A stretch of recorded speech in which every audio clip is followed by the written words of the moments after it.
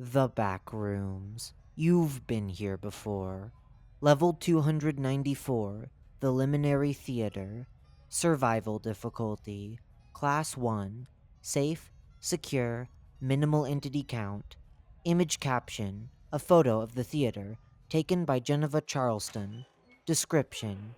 Level 294, the 295th level of the Backrooms, is an opera theater thematically styled to be reminiscent of one of those which were built in the 60s. It was discovered by a wanderer named Geneva Charleston on April 9th, 2020. Explorers who end up in the level will almost always emerge at an area close to the building's entrance within what appears to be a city that is devoid of any structure. Etchings in the concrete mark areas where buildings should be, and shadows are present where signs and cars would normally be. The city appears to extend infinitely and possesses no organic flora or fauna, which has made it so that the Meg discourages wanderers from attempting any explorations to its far reaches. The theater itself is in pristine condition and is reminiscent of the Metropolitan Opera House in size. The structure is seemingly based on common architectural techniques of the 60s, and the outside geometry appears to be Euclidean in nature. Many tinted windows and tall pillars line the walls of the theater, with a few of the latter poking out at random angles. Near the entrance is a large set of stairs that lead nowhere. The back of the theater seems to have multiple back doors at first glance. However, when one opens them, one will realize that each doorway merely leads to an impenetrable and unbreakable wall.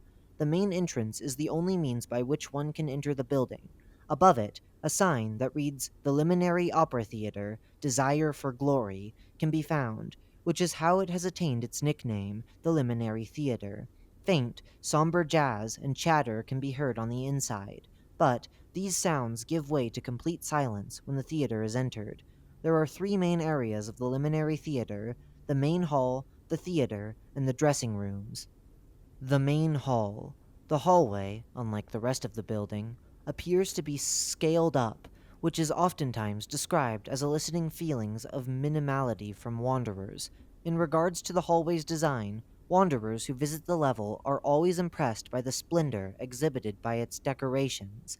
A staircase at the center of the room, adorned with velvety red carpets and intricately designed golden railings, is immediately made evident upon walking into the room.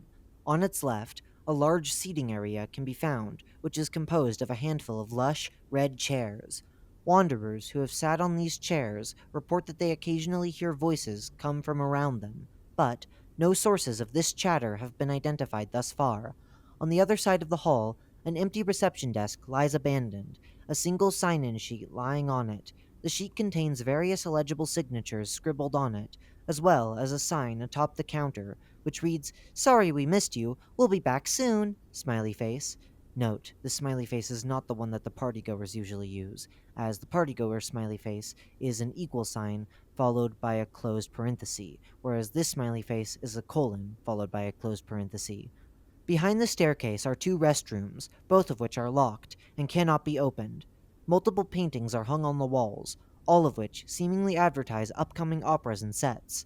Observed depictions include a woman at the edge of a crimson lake, note sea level 10.1, Corpse Lake, a dark figure within the trees of a grand jungle, note sea level 204, the Grand Jungle, and a girl, link to related tale, archived journals of Lucky Fox, the Masked Maiden's database. To mask is to reveal. Welcome to the Masked Maiden's database. Please input your name and mask, note, see Object 24, wall masks, to proceed. Input here. Colombina mask entered. The Masked Maiden's database. To mask is to reveal. Archived journals of Lucy Fox. No image caption available. The text on the image reads, "Welcome, mask wearer. To mask is to reveal. You have requested to access the archived journals of Maiden Lucy Fox. Do you wish to proceed?" Yes. The Masked Maidens. To mask is to reveal. Archived journals of Lucy Fox. Entry 1. Just in case this is the last anyone hears from me, and someone finds this, and not me, I'm keeping this journal to document my observations of these strange masks. Note, see Object 24, wall masks, that have been popping up recently. I've been walking along the Endless City. Note, see Level 11, the Endless City, for a few hours now. I just stumbled across one hanging on the wall of one of the stores. I noticed it instantly. It looks similar to an old, stereotypical theater mask, but it's painted a beautiful color of gold. The. What's their name? MTG? Note, see the major group, the Major Explorer Group. I have no idea. Whatever their name is, they say these things are dangerous, but they refuse to tell me about it when I ask. I'm taking matters into my own hands. I'm gonna approach the mask and see what happens. I'll write back once I'm in. Next entry. The Masked Maidens. To mask is to reveal. Archived Journals of Lucy Fox. Entry 2. I broke into the store to get the mask just now. I left it hanging on the wall, mainly out of fear. Its cold, dark eye holes are staring at me like two abyssal voids. It's giving me really bad vibes. For some reason, though, I have the overwhelming urge to look at the mask and be near it. I think I'm going to touch it. I touched it. It feels like a normal mask. I'm starting to think all the fuss about these things is in vain. Why was I so afraid of a theater mask? I think I should document the mask in detail. The mask is gold and shiny, and looks like it's designed for the whole face. It's made of plastic, but the plastic feels strangely fancy. You know what? I'll just draw a sketch on the next page. No image caption available. Well, it's no Van Gogh, but it gets the point across pretty well, I'd say. I'm getting more intrigued by the second. Every time I look up at it, it seems to almost whisper to me. I kept hearing my inner voice telling me to take it off the wall. I think I'm going to do it only because I want to see what happens. The NTG, revision. LTG, revision. Whoever they are, keep telling everyone not to put these things on. But I need to know what these things are. I'm gonna grab it off the wall. I'll write here if anything happens. Next entry.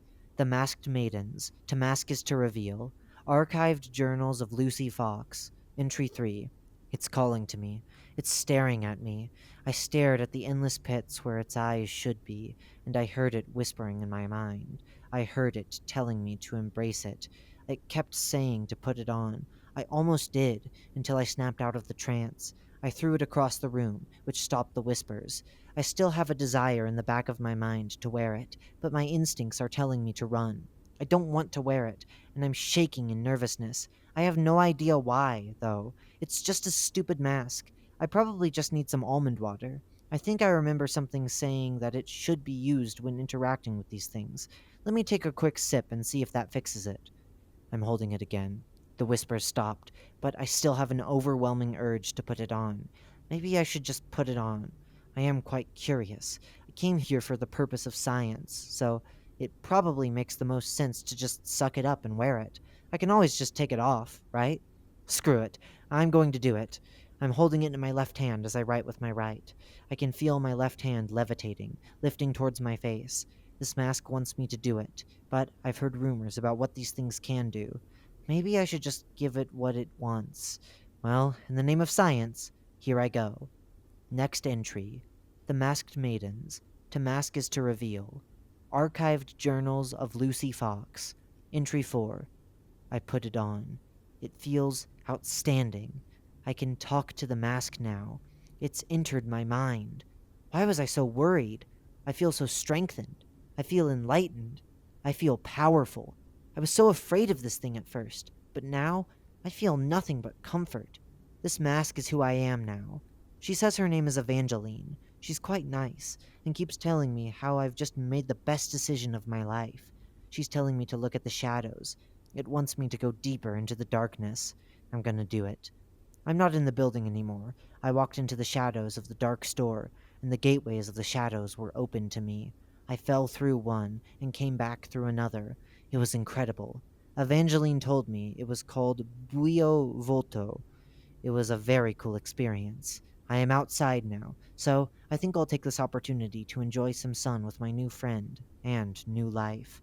Next entry. The Masked Maidens. To mask is to reveal. Archived Journals of Lucy Fox. Entry 5. This entry is stained in blood. I killed someone. Oh boy, I saw a man walking across the street and was overcome with bloodlust. Oh gosh, it's spilling all over the paper now. Hold on, let me clean this up. Now that I've cleaned this mess up, I will continue. I saw the man just walking down the sidewalk and was overcome by the sudden bloodlust. I asked Evangeline for help, and she told me to fight it. I wanted to kill him so bad, but my previous self was telling me not to. That's not who I am anymore. So I caved out of stubbornness. I grabbed a rock and I smashed his skull until he stopped moving. It felt somewhat satisfying, but Evangeline wasn't very proud of me. She said in order to love the mask, I must learn to control the negative bloodlust. I'm just gonna leave this guy here. Someone else can deal with it. Next entry. The Masked Maidens. To mask is to reveal. Archived journals of Lucy Fox. Entry 6. Oh wow. I completely forgot about this journal. It's been a few days since my first killing, and I've never been better. I had one of those neg revision, TMG revision, whatever their name is, come up to me and try to take off my mask. How dare they? They started trying to tell me that the mask wasn't who I am. Those naive fools have no idea what they're talking about. The mask and I are one. I've spent the past few days roaming the city, embracing my new and improved self. Fear is truly the most powerful weapon. When you learn to overcome it, like me, your true self will be revealed. After all, as Evie told me, to mask is to reveal. Oh, that reminds me. Yesterday, I stumbled across another masked individual. They told me I found a Volto mask, a rare type. Apparently, they are known as the Masked Maidens. They understand who I am. They understand the power and beauty of the masks. They understand what I've become. They learn to embrace the voice of the mask. They see the corruption in groups like the darn it, I forgot their name again. Revision, MTG, and want to dismantle it. They talked about the horrid experiments done on them, and how they, even now, treat them as less than people. After seeing my newfound happiness, the Masked Maidens offered me a place in their group and want me to become one of them. I accepted their offer, willing to join the cause. I started keeping this journal for self-experimental purposes, but the maidens told me they were interested in my documentation. They said they wanted to keep it as a testimony of how great the masks are, and use it to convince others into joining the cause. I think I'm going to enjoy it here. Anyone who reads this, I offer you the same option. If you find a mask, put it on. Then the truth will finally be revealed. Lucy Fox is now a member of the Volto Wearers of the Masked Maidens. She has learned to embrace our lifestyle and ideologies. If you read this, hear the testimony of Lucy. She learned to mask, and so could you. Always remember, to mask is to reveal. Return to the original article on level 294, the Liminary Theater. Observed depictions include a woman at the edge of a crimson lake, note, see level 10.1, Corpse Lake, a dark figure within the trees of a grand jungle, note, see level 204, the Grand Jungle, and a girl in what looks to be a large city, note, see level 11, the City That Never Sleeps. Footnote, rumors have circulated that the paintings may be possible gateways into a certain level, though only one painting has been shown to no-clip wanderers into a level, that of level 11, the City That Never Sleeps. End footnote. Other pieces of decor include elaborate paintings, potted plants, and wall masks. Although multiple wanderers have entered the theater, a generous coating of dust always covers the surfaces inside of it. The theater. Going up the stairs will reveal two more seating areas and a large balcony that looks out onto a part of the glass dome ceiling. Wanderers have all mentioned feeling a profound sense of loneliness, even after leaving the level. Walking through the doors in between the seating areas will lead to the theater. If the main hall had made wanderers feel small beforehand, the theater accentuates that feeling by making them feel as if they were ants. Nearly doubled in size, it houses an estimated 7,200 seats, which are all divided into stalls. All of these chairs are accessible, save for the balcony seats on the side of the room, which have no doorways leading to them whatsoever. The seats inside of the room, as velvety as they are, possess questionable qualities. Parts of their fabric are frayed. Several seats rest lopsidedly on their platforms and feel unstable, and most curiously of all, they emit a faint, yet noxious, smell of gasoline. Two walkways inside of this area lead up to the stage, with one being blocked due to a considerably large amount of debris that has obstructed it. The stage itself is roughly the same size as the auditorium, if not larger. When one gets onto the auditorium, one will begin to hear whispers from the seats in the auditorium in a similar fashion to the seats in the seating rooms. Uneasiness and nervousness have been reported as well, which is postulated to be caused by the voices. On the stage, a dozen or so props are present, which change with every re-entrance to the theater. Said props range from large golden thrones, to drama masks, to fake weapons, to cutouts of Backrooms native entities, such as clumps and facelings. The house curtains that dress the sides of the backstage are, while made of high-quality mohair velvet, in poor condition. Many rips and tears cover the curtains, paired with dark stains. Behind the stage, a backstage can be found, with a set of double doors on the right, which lead to the dressing rooms. The dressing rooms. The dressing rooms are the final accessible section of the Liminary Theater, and is also the most unstable part of it. The area is comprised of a presumably infinite hallway, wide, low, and carpeted with a similar carpet to that of the staircase in the main hall. Ivory doors are evenly spaced out at intervals of 3 meters, around 10 feet, and each one of them leads to a unique room that makes up the dressing rooms. The hallway is consistent and unchanging, so the locations of the rooms never change. The hallway itself is dirty and riddled with structural debris and rubble, which renders some of its rooms inaccessible. Those that are accessible are all identical, with each containing a large vanity, chair, clothes rack, and a few wardrobes, all of which are made of fine mahogany, but are of notably poor quality. Footnote: whilst other rooms are entirely accessible without any shifting of the debris required, some wanderers have, nonetheless, attempted to remove the rubble and enter the covered rooms, which was proven futile, as the rooms have nothing special inside of them. End footnote. Other than the furniture, not much else can be found in the dressing rooms. Objects, such as almond water and level keys, can be occasionally found strewn about haphazardly, and some of the vanities have empty pamphlets and pens inside of them. But, other than those, nothing else can be found in the rooms. Emotional displacement.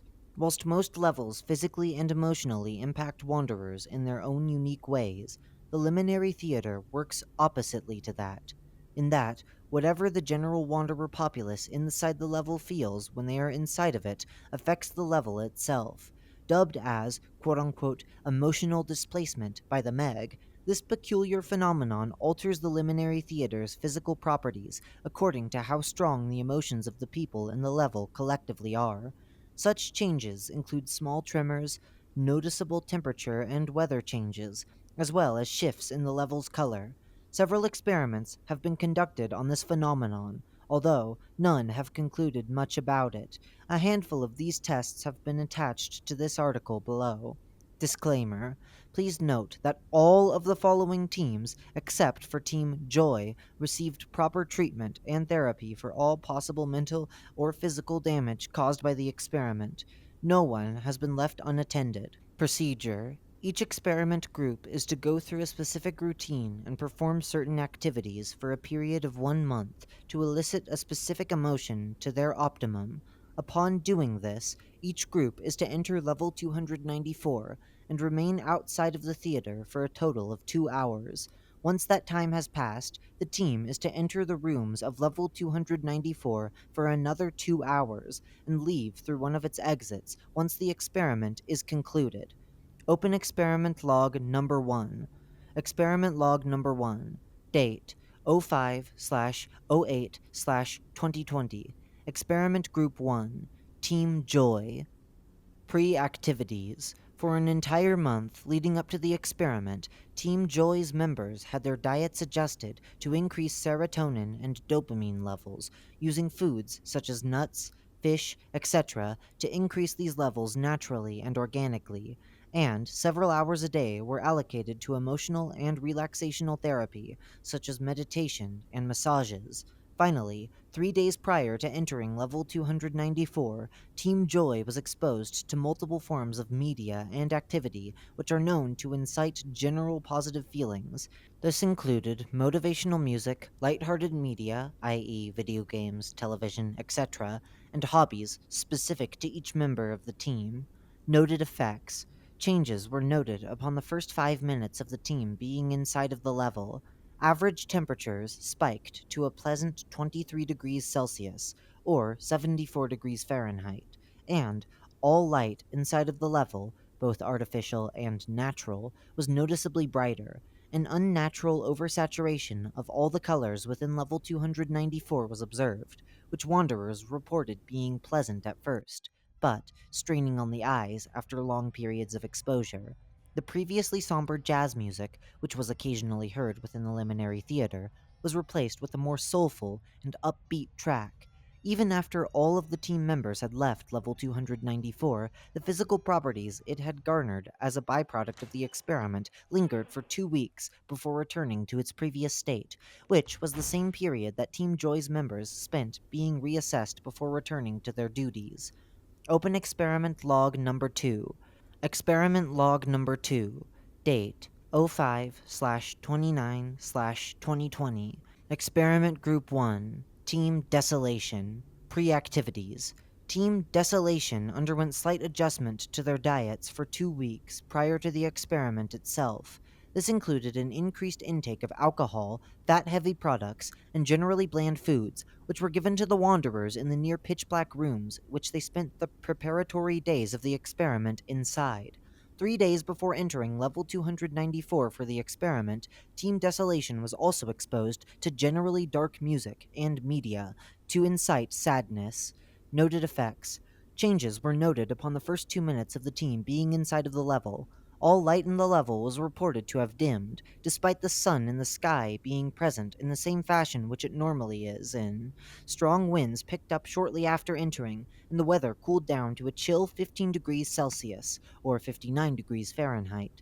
Gray clouds soon set in, almost completely covering the sun up, at which point light droplets of rain began to fall, growing heavier as time passes. The colors of the level also took on a more desaturated appearance, almost grayscale in color, although it is unclear if this has anything to do with the clouds themselves or the general nature of the level. Upon examining the theater, Team Desolation reported that the exterior of the building seemed to be, quote-unquote, caved inward, even though the insides of it were reported to be identical to previous explorations. The music that played within the theater seemed to have slowed down to a mind-numbing degree, and it was often interrupted by loud static and/or random decelerations in speed. The lights within the theater were completely shut off and did not turn on for the duration of Team Desolation's venture into the level. Although Team Desolation's members recovered from the induced moods within 2 weeks of exiting, the level took a month to return to its original state. Open Experiment Log Number 3. Experiment Log Number 3. Date 06/23/2020. Experiment Group 1. Team Rage. Pre-activities. Team Rage was originally notified that they were simply to enter level 294 for a checkup on the level, and they were not informed of the ulterior motives of the experiment in which they were to take part in. 2 weeks before the experiment, all familiars of the team were asked to treat them with general coldness and distance, dissimilar to what they would have been regularly subjected to. Furthermore, issues relating to their workplace were complicated, and a stressful environment was introduced to them, effectively making them more foul-tempered and moody. Members were also subjected to planned, quote-unquote, encounters with certain entities, some of which included smilers and hounds, though no one was injured during the encounters, to elicit tension and distress. Footnote: no one needs to know about this part, Caitlin. I'm leaving this out of the report. Tristan Petrovic. End footnote. By the time the day of the experiment came, Team Rage's mood had generally soured to the desired point. Noted effects. Immediately upon entering level 294, Team Rage observed the sky immediately turning to a strong shade of pastel red, before clouding over entirely and submerging the level in darkness. At first, the members of Team Rage were instructed to stay outside for as long as they could, but when a violent storm began taking place and the level's general temperature reached a staggering 44 degrees Celsius, or 112 degrees Fahrenheit, they were instructed to seek refuge inside of the Liminary Theater in hopes of more forgiving temperatures being present inside of it. Despite this, the temperatures in the theater were not much better, and neither was its general condition. The structure of the theater seemed to unnaturally distort in some areas, its pillars sticking further out than usual, and, in some cases, changing their shape to resemble thorn bushes. The music heard inside of the theater was replaced by faint screams, which could be heard coming from outside of the theater, rather than from the inside. The lights of the level flickered throughout the team's stay inside of the level, and they began to spontaneously shatter at some points during the team's stay. The colors of the level were overlaid by a faint red hue, which got more intense the more time that the team spent inside of the level. By the time the expedition was aborted, two of the team's members had fainted, and they had to be assisted by their fellow crewmates to exit the level. Level 294 was declared a dead zone for the next month and a half, which the effects took to subside. The members of Team Rage were all hospitalized for a plethora of different reasons associated with their venture into Level 294. Unknown file detected. The following document may be corrupted. Open anyway. The flames grow. Experimzi L8Q number Uzkz8 Gzga. Dippies January 21st, 2021. Ecoswiment Gur 8XO. Her. Note: see person of interest Evangeline Holmes. After being gone for a week, Evangeline finally came back to the theater. Slowly, all of the masked crept from their hiding spots beneath the seats and peeked out from the opening to the dressing rooms, watching her drag her injured body up on the stage. With everyone's eyes upon her, I saw my chance to leave, to go back to the Meg, to report my findings. And so I did, slipping through the walkways, using the abnormally large seats for a cover. Just as I was about to leave, I hear something fall.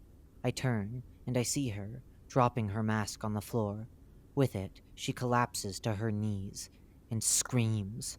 A strong, hot gush of wind blew against the lot of us, the warmth of my blood seeping down my cheeks as her sobs seemed to echo throughout the theater. I began to confuse the blood from my wounds with cold sweat. Everyone, including me, it seemed, had tears falling from their face with no explanation. Ignoring everything around her, Evangeline screeched once again, the temperature rising at a drastic pace. In fear, I ran to one of the double doors that would lead back to the main hall, touching the metal knob and crying out at the feeling of my skin burning. Widening my eyes in horror, I see the doors begin to shake. Another scream comes, and the next thing I knew, the doors were blown off their hinges, nearly hitting me and revealing a fire brighter and hotter than anything I've ever felt before. The others cried out in fear, running as fast as they could to the stage. It took no time for the fire to spread. The flames flooded through the door and covered the walls of the theater, light fixtures shattering, the wallpaper shriveling into blackness, and the curtains of the theater were adorned with destructive flames. I retreated deeper into the theater as the fires spread to the seats. Below us, the ground trembles, threatening to take the entire building down. My hands shook as I desperately look around, trying to find a way to escape, a pit forming in my stomach, with the awareness that the chance of escaping lessened drastically. I turned back to the stage to see some of the masked desperately shaking Evangeline, trying to get her to control her emotions as the fire surrounded us. It took one of them slapping her across the face to finally realize what she had done. In a moment, she fell back, fainting. Squinting, I see the others put her mask on, the tremor and the fire suddenly ceasing completely. Breathing heavily, I watch as they pick her up, bringing her into the dressing rooms, while everyone else huddled together in silence. A beam from outside of the doorless entrance cracked and fell, blocking it and causing some to scream. Some began to cry. Legs shaking, I made my way to another door, turning the knob and sighing in relief at the feeling of cool metal. I shut the door and looked down at the floor, a few tears dotting the carpet. I take off my mask, thinking all would finally be all right. I yelp and fall back on the carpet at the sight of the fire ruining everything in its path. As the heat began to rise once more, I put my mask back on in a panic, sighing in relief at the sight of the flames dying again. I go to leave down the staircase and through the window, before stopping and looking back towards the entrance to the theater. A feeling of pity, hatred, and anger igniting within me. I make my way back up and walk through the door, tightening the ribbon that held my mask up. Behind me, the sound of another beam falls to the floor. In my times in the Meg, I've never heard despair like that until now. I've worked under you for so long, yet only now, away from you, were my eyes finally opened to the truth. You spoke the truth that day. You really would do whatever it takes to get what you want. A flame of hate ignites within me. I turn back to the entrance of the theater and walk in, with only one thought on my mind. What have you people done to her? Entities. Entities are seldom seen roaming around level 294. Nonetheless, death moths, curobiters, note, see Entity 37, curobiter birds, and evocationaries have all been sighted in various areas inside of the level, although their appearances are infrequent and apocryphal most of the time. Bases, communities, and outposts, as supplies are an extremely rare sight, and entrances, in general, are difficult to come across. There are no known bases, communities, nor outposts. Entrances and exits. Entrances. Only one working entrance to level 294 has ever been reported, which is by entering a painting of an opera theater in level 57, the Diurnal Art Gallery. Exits. On the reception desk, there are a few flyers, some of which contain advertisements of a movie adaptation of an opera that may be recognized from paintings in the main hall. Take one and leave through the front entrance to enter level 68. Theater. Revision. The Eater. Entering the painting of a large city will lead to level 11, the city that never sleeps. Performing a controlled no-clip on the bottom floor of the auditorium will lead to level 74, Stage Fright. Performing a controlled no-clip into the walls of the main hall will lead one to either level 1, Habitable Zone, or level 4, Abandoned Office. Some of the members of Team Rage have reported that one of the dressing rooms led into a hallway of mirrors. Note, see level 939. No data currently available. But, considering that reattempting to enter said room has led to it being locked, this may not be true. Footnote. Seriously, this is a rumor. Nearly all of the members of Rage went through some kind of mental trauma after entering the level. There's more of a possibility that they were hallucinating than it being an actual thing. I'm deleting this. Tristan Petrovic. End footnote. You have one new message. Open the message? Yes or no? Yes. Loading. Tristan. Sir, I've something urgent to report. Something has happened to level 294. OV_C3. Is this really that important? I've got a lot of things to do right now, Petrovic. Tristan. The level went through a shift, Overseer, far more drastic than any other levels have ever shifted before. OV_C3. And? This isn't something I need to know. You could pass it on to other people to deal with. Tristan. It isn't just that, sir. There's more. A certain person caused it. Someone you may have tried to get rid of before. OV_C3. Fine. I'm listening. Tristan. I have reasons to believe that someone purposely edited the article within level 294, right now. Specifically, Landon. Landon Chester. There's a chance that he turned on us, and thus he and the masked maidens have stationed themselves there. We could find them, sir. Take them down before anyone needs to know. Here, take a look. Note, see level M. All data on level M is currently lost. OV_C3. Well then, alright, I'll look into it. You rewrite the article then, for now. Keep others from wanting to mess around this place. If what you say is true, then we'll have a strong hold on them. I told you, Petrovic, they never stay hidden for long. Tristan, I suppose you're right, sir. But even if we do confirm that it's true, how are we going to infiltrate them? OV_C3. Perhaps we don't need to put so much effort into infiltrating their base, at least, not right away. We need information first. Find out the faces of our enemies beneath those masks, and the secrets they hold. We need a snake. Link to related tale, The Snake Crawls, Part 1. Walk in the Mono-Yellow Park. The Masked Maidens. To mask is to reveal. May 14th, 2021. Silence. Just pure silence. It's nice for everything to be quiet for once. A good change of scenery from what we call the Backrooms. Sometimes I wonder why I'm even here. why the world decided to put me back in the toy box. It must have had enough playtime with me, I guess. However, this isn't really the point. Let me tell you my story as I remember it. I awoke in my bed, back at Camp Amber. The alarm clock was as blaringly loud as ever. Felt like I woke up on the wrong side of the bed that day, the stinging pain in my arm and everything. I forced myself out of bed, and I took a peek out the window. Morning already? Felt like it went by too fast. Can't tell from the sky, since it is always daytime. I then walked down to my kitchen. There wasn't any food left for me. I must have finished it all. Camp hadn't gotten a resupply for a few weeks. Disappointed, I walked out of my apartment and traveled down the stairway to the reception room at the entrance. When I arrived, I was greeted by both the sounds of angry people outside and the camp caretaker, Lily Halden, sorting out some type of paperwork. The Halden family were mostly caretakers for the camps around the Backrooms. She was nice, but she never really talked to anyone. Her face was always glued to her work, too busy to even look at someone properly. I walked up to her to ask her about the shortage situation. Kira. Morning, Lily. I have a question to ask you, and I am very concerned about it. Lily. Lily doesn't say anything. Kira. Lily? Lily. Oh, sorry. Just really busy at the current moment. What was that question again? Kira. Well, what's up with the food shortage? I'm getting worried that we might not have anything to eat for a few days. Don't want to die of starvation, you know? Lily. Well, just go outside. You can see for yourself. Kira. Huh. Well, enjoy your work. As her face attracts back to her paperwork, I approach the glass doors and walk outside to the city streets to see 5 poorly armored guards. 3 of them are packing away items into some wooden crates. The other 2 seem to be dealing with a few angry wanderers. I interrupt them to find out what is going on.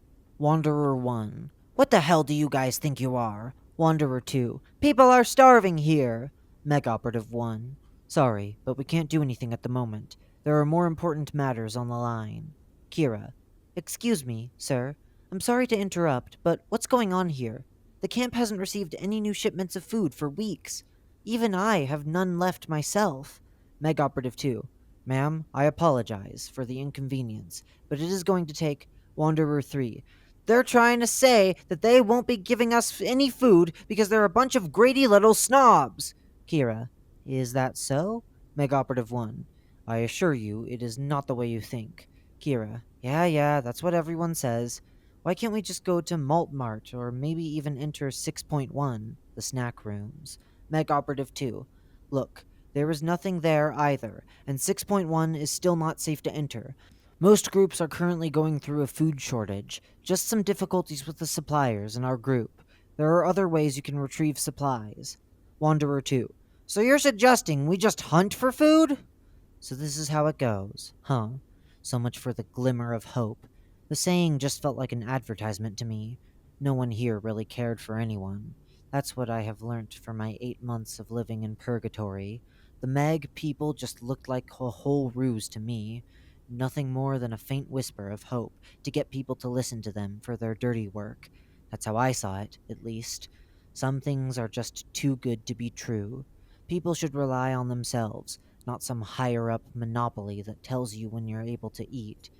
I was just so tired of this. Some groups just need to learn how to fend for themselves to help their people. But these giant factions just have an unfair advantage on them sometimes. Well, now I had to fend for myself too. After all, I know we can all survive a week or 2 without food, but the pain of hunger still lingers and was very infuriating. Since I couldn't find any food through easier means, I went on and walked up into multiple different buildings, since I could find a level entrance to find something from there, and a lot of them aren't that hard to escape. I opened door after door, finding nothing but empty, distorted buildings. Huh, the camp is lucky to find a building in such good condition, distortions-wise, that is. Level 11, the city that never sleeps, was a nice place, but to me, it was a distant echo of what life once was, an empty shell of what little humanity is left. And suddenly, a door opened automatically, slowly, revealing none other than Level 0, tutorial level. Ecstatic that I could find some nourishment, I willingly hopped into the level. I heard that I would be alone here by myself if I don't find a Manila room. Being honest, I didn't know what I was expecting. The stench and the annoying buzzing noise was the level's most memorable feature, and especially that lame yellow wallpaper. Without hesitation, I started to wander to find some type of food lying around, or a Manila room. I had heard that the Meg had left a few gifts in those rooms and replaced it every few days. I constantly turned around, looking over my shoulder. It felt like there was something constantly watching me, but I knew there was nothing there.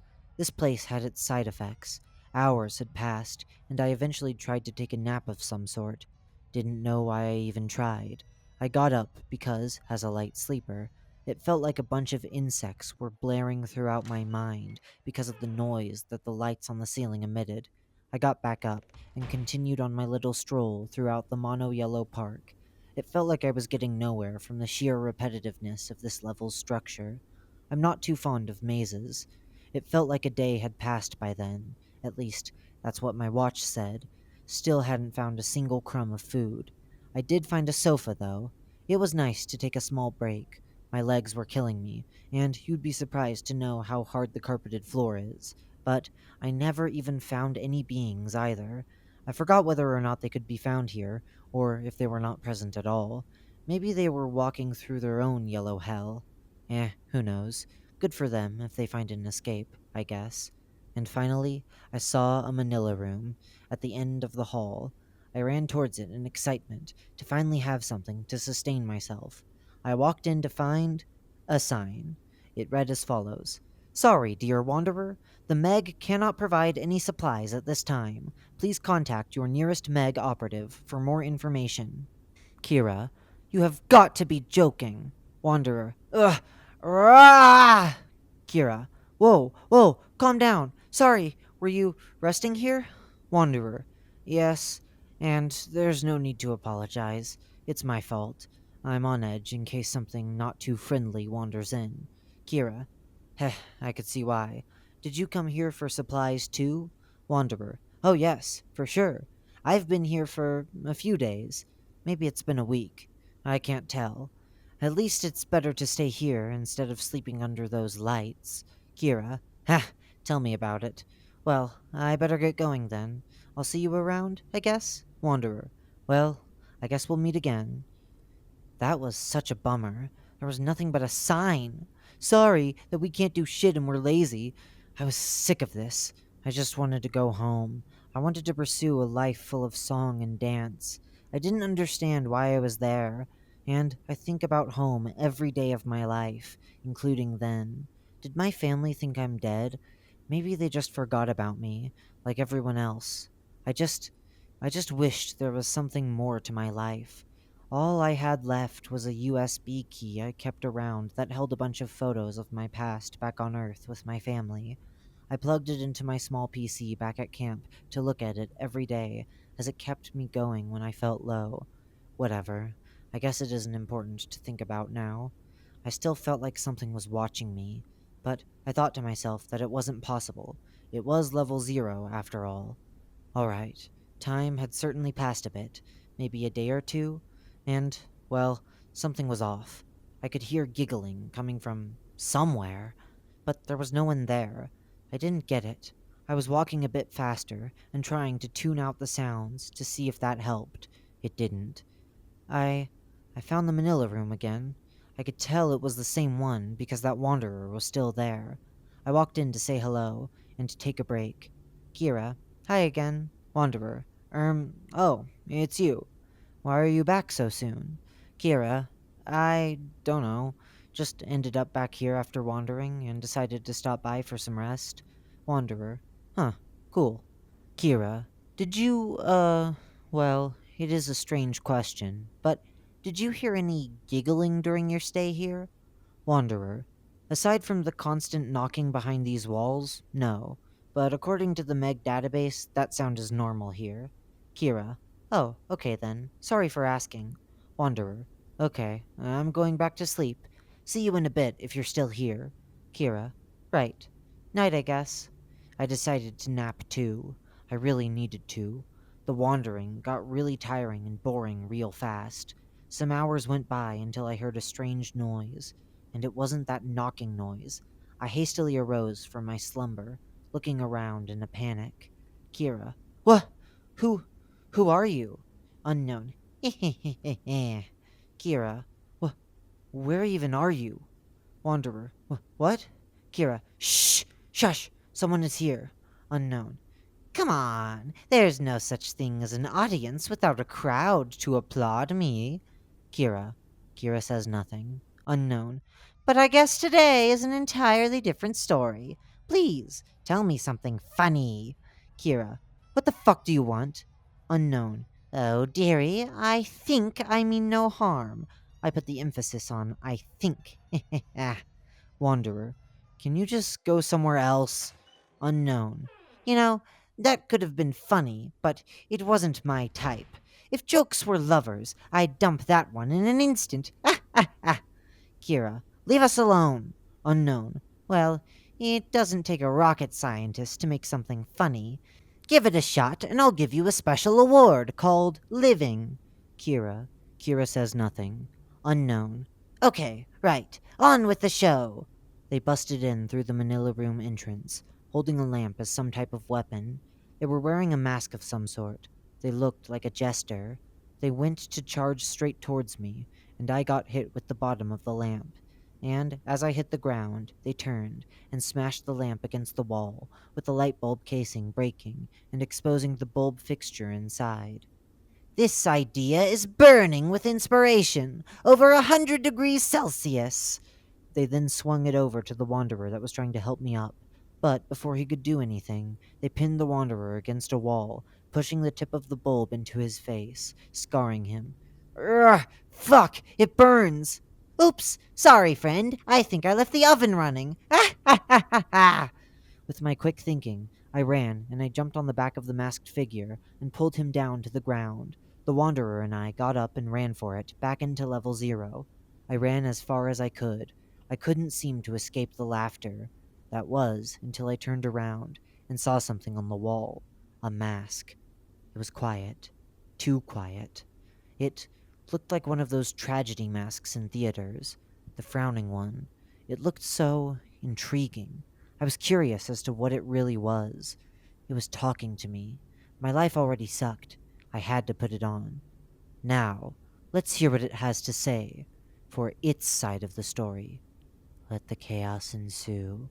I could see more masks, everywhere hidden from the naked eye. It was honestly wondrous, but my mind spoke of confusion. What was going on? What was this mystery we had to unfold? We would do that together, but I surely hoped it didn't take too long. Time was already of the essence for me, and I felt that I was needed elsewhere. I did not have the time to aimlessly wander to find my destination, but it seemed that I had no other choice. Days and days had passed, but did that all really matter in the grand scheme of everything? No, I was nothing but a mere object to a story. But I must make myself clear, and become more than a means to ask for reasons, and become the reason. I heard voices telling me stories of the faint past that I did not wish to know. I did not have time to listen to such fairy tales of the past, and I had to get to my destination without cause of harm. I felt like I could run off into the distance for months and still manage to never shed a single drop of sweat. I felt like I was born again. Mere hours had passed, and I felt that I was next to my destination, a stairway to the next level. Note, see level 1, habitable zone. And there, I met my people. Unknown. Oh ho ho ho! Looky here! Didn't think you'd show up for the party. Unknown. She must have been wandering far within level 0, tutorial level. You know you can never find anyone in there, right? Unknown. You can shut up with your facts about this world. She isn't a mere wanderer anymore. Unknown.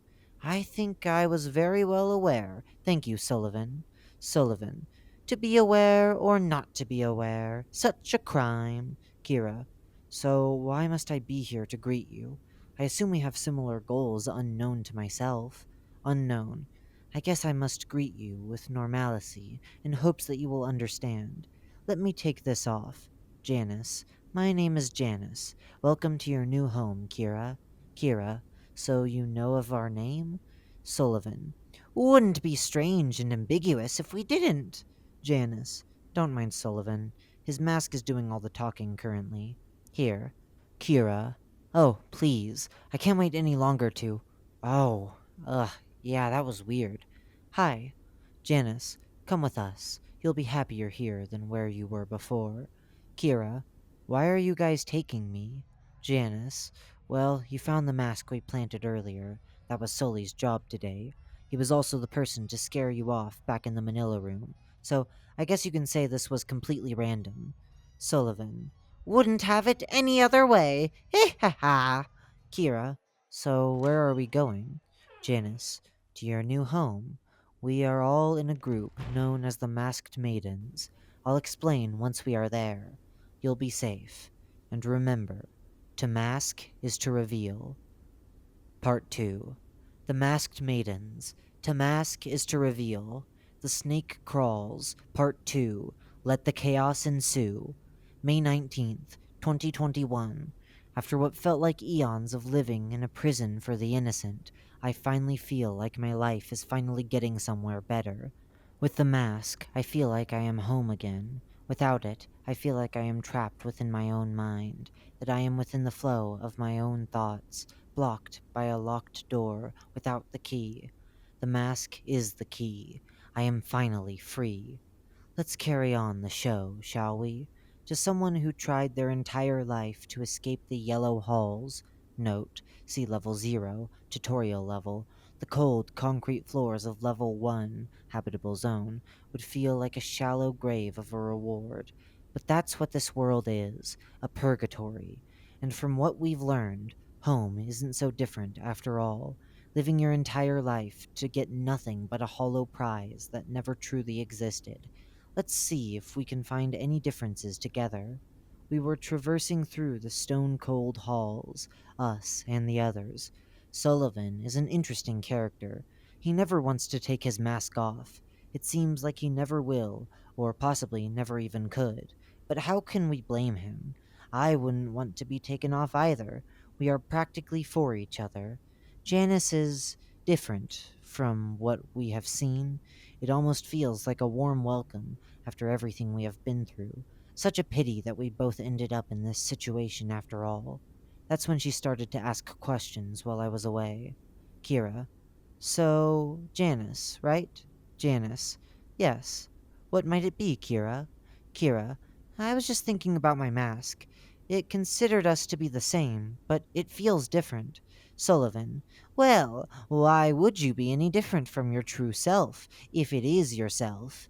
Janice. To be precise, a mask is somewhat sentient when you use it. It will then consider you and itself as the same being. Such is the reason it goes by your name. Kira. It's just like different, but it feels the same way as I do. Janice. Yeah, it's seen all your memories, and it feels like it was a part of them. It feels the same pain as you do. Sullivan. It must be the reason why I feel like everything is hilariously painful. Kira. Wow. So you two have different masks.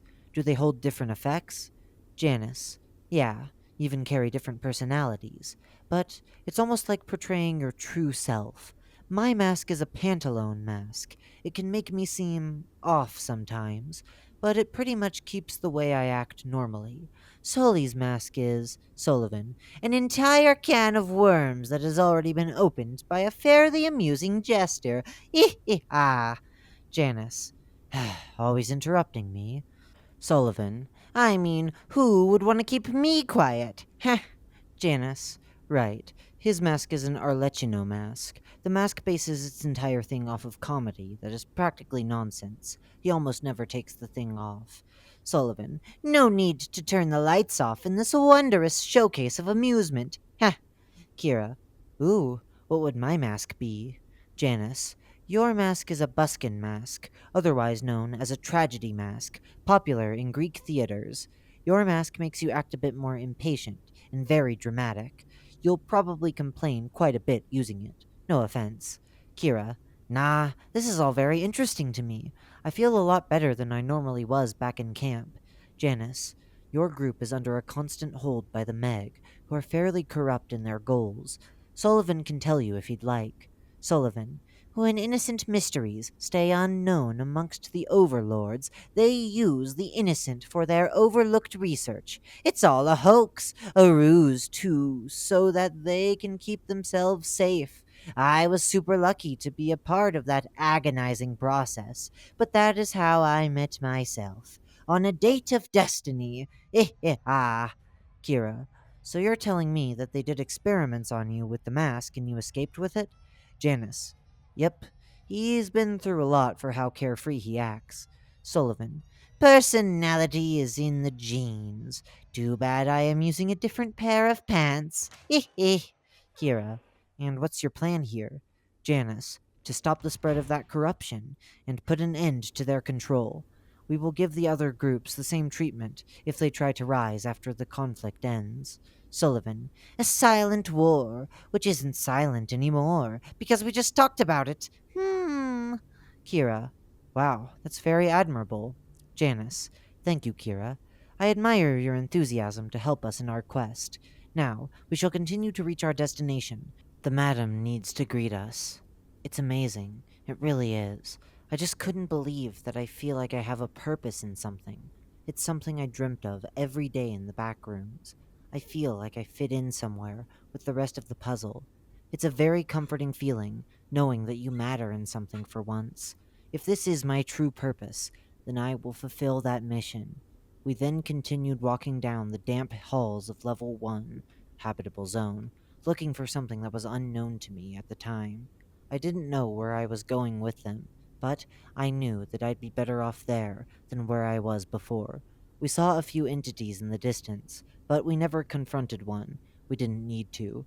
Something about the cold of level 1 really made me feel a lot better than in level 0, tutorial level. Still damp, but it wasn't warm. It was actually soothing and kind of refreshing.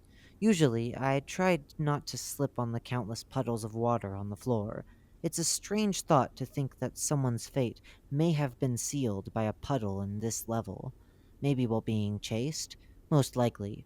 Damn, when did I get so dark with my thoughts? Well, I guess I was always dark. But after a long walk, we finally found it. Glimmering in the distance was a beautiful golden mirror. The gold itself looked real and was carved with a floral design. It was expertly crafted, and as I walked closer to it, the more it seemed to glow. It was all foggy inside. Its contents left to my imagination and my curiosity. I wanted to know more. Kira, whoa! Janice, get your masks. It's showtime. Kira, right. Here we go. The spotlight has shined down on me once more. Sullivan, one foot after the other. Baby steps. Janice, remember, Sully, we can't mess around in the reflection. It is a fragile place. Sullivan, of course. Can't go around breaking the mirrors. I don't need more bad luck than what I already have. Kira, I assume we have our audience waiting on the other side. Janice, you're right. They'll be happy to see you, Kira. A new member is always welcomed here. Sullivan, gotta treat 'em the way you want to be treated. I guess I just want to be in pain. Janice, when we walk into this mirror, we'll be transported to, well, you may know it as level 939, no data currently available, a hall of mirrors that may take us to wherever we need to be. Kira, it sounds fairly intriguing. Where must we go from there? Janice, simply using the exit will lead us back home, level 294. Sullivan, informants is your performance. Janice, well, indeed it is. Let's not waste any more time and get into it. Kira, through the curtain. When we walked in, we were greeted by a large hall that looked to be medieval in origin. There were many mirrors, all lined up on each side of the hall. Each mirror was labeled with a number. We came out of a mirror labeled Level 1, Habitable Zone. It seemed to be in random order, which was weird to think about. I was honestly amazed by that place. Just the ability to travel anywhere in a few seconds is pretty powerful. I was just wondering about how it was discovered and what possibilities this gives us. As we continued down the hall, I could see a bunch of other masked members, but some of them looked off. Hazy and foggy is the only way I could put it. That was until I walked up to one. It was me, but like a ghost. Janice explained that this was a normal effect in level 939, no data currently available, and told me not to interact with them. I was curious, but I stopped myself and continued forward. Then, when we reached the entrance to level Mu, we had reached a barrier. Member 1, Bauta. Hey, stay back! Sullivan. Oh, ho, ho, ho, spicy! Member 2, Pantalone. Sorry for my friend here, but you guys can't enter level Mu at the moment. Janice. Oh, why would that be? Member 2, Pantalone. Well, the area is currently being searched for a Meg spy. The madam had sent a search group inside, and we can't let any of them leave just yet until they are found. Sullivan. Right. There's a mouse in your home, and you don't have any traps left to catch it. So you send a bunch of cats to eat it up. Heh. Kira. So I see we cannot enter such a place currently until this spy is caught in their act. Janice. Seems about right. We can head somewhere else for the time being. Sullivan. On the road again, my friends. Let's stop for some ice cream. Ah. Janice. You know, that reminded me. We can head to level 67. Artopiejo Desire. Up for baked goods, anyone? Kira. Looks like we'll be getting somewhere after all. So, we head over to the mirror that was labeled Station 2, Level 67. I thought to myself, baked goods? I wondered what they meant by that, until I saw for myself. It was a bakery. It looked pretty retro, which I thought was cool. The place had a purple accent to it. It was neat. However, Sully mentioned how it was colored orange, so I thought it might just be an effect. Janice mentioned to behave at the waiting line. There were facelings stretching on for quite a bit. I tried to be patient, but all I had in my mind were complaints. She told me that the facelings would turn on us if we tried to cut through. I was hesitant, but I waited. Once we finally got to the counter, there was another faceling there, posing as a clerk. He pointed at all the baked goods, and even showed me a cinnamon roll. Those were my favorite back when I was a kid. Janice told us not to take any of the food shown at the counter, but I had this urge to say something. I don't really know if it was the level that told me this, or if my mask said it for me, but it seemed to have saved us. Champagne, dear maiden? The clerk looked at me and pointed to its right, away from the line or visible eating area. Sullivan. She did it! Janice. Sure did. Good job, Kira. Kira. I told you I was efficient in my expertises. Sullivan. She sounds just like me. Mask doing everything. I'm so proud. Ah. Janice. Now we have opened up a path to the lounge area. There we can stay as our main base of operations. Kira. Let's carry on, shall we? I was surprised myself, but I guess my mask knows a lot more than I do myself.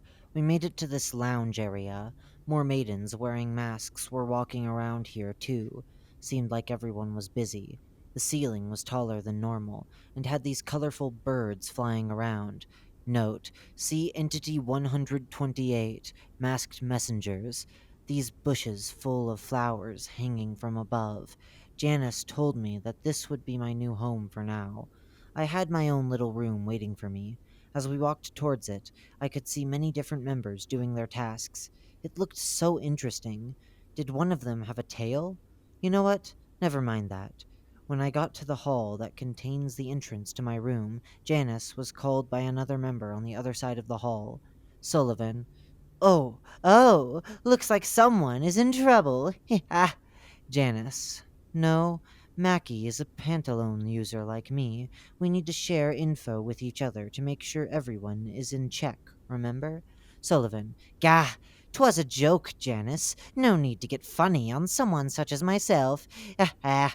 Janice. Yeah, just never mind. Mackie. Greetings, Janice, Sully, and look what we have here. You must be a new member. Kira, right? Kira. Indeed it is. Pleasure to meet you, Mackie. Mackie. I assume Janice had already informed you on our mission and such. Your job will be searching for those who know too much about our operations. I can see that you and Janice will make a great duo. Sullivan, don't ironically forget about the most amusing jokester there ever was. Mackie, yes, and you, Sullivan.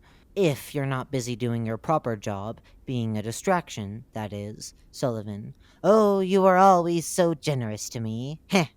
Mackie, Landon needs you for a task, Sullivan. You have been called for a distraction mission. He'll inform you once you arrive. Sullivan, of course. In need of the self-proclaimed best, am I right? Mackie, and as for you, Janice, you have been called for an infiltration mission in the Meg database, all the way at level 4, abandoned office. You will need to set yourself up in a few hours. Janice, right on it. Have fun with your new home, Kira. Mackie, and as for you, Kira, you'll be going with Janice when she is ready. I see you are eager to start helping, so this can be your first mission. In the meantime, make yourself at home, Kira. Kira, will do. Thank you for your kindness. I walked into my room as I watched Janice run to hers at the other hall, preparing for her adventure. She's been so nice to me. It's different from the careless feeling I get from most people in the back rooms. I feel the same amongst the rest of the masked maidens, but she felt different. As I closed the door behind me, I looked around to see a bed, some books on a shelf, a couch, and a carpet, even a few cabinets and a lamp. Felt like home to me. I guess this was furnished by the level itself? Who knows? The room also had purple accents like the rest of the level, but I learnt that it was one of its effects. I wondered what its true colors were. Well, I guess I can finally show my true colors here. May our journey together be filled with victory. Part 3. The Masked Maidens. To mask is to reveal. The Snake Crawls. Part 3. Slither. May 20th, 2021. This was it. My first ever adventure within the Masked Maidens. It's crazy how I ended up there to begin with. It all felt so fast. Yeah, but this was a mission that I am very fond of. We got to level 4 like the mission stated, and we were heading to the Meg Base Omega.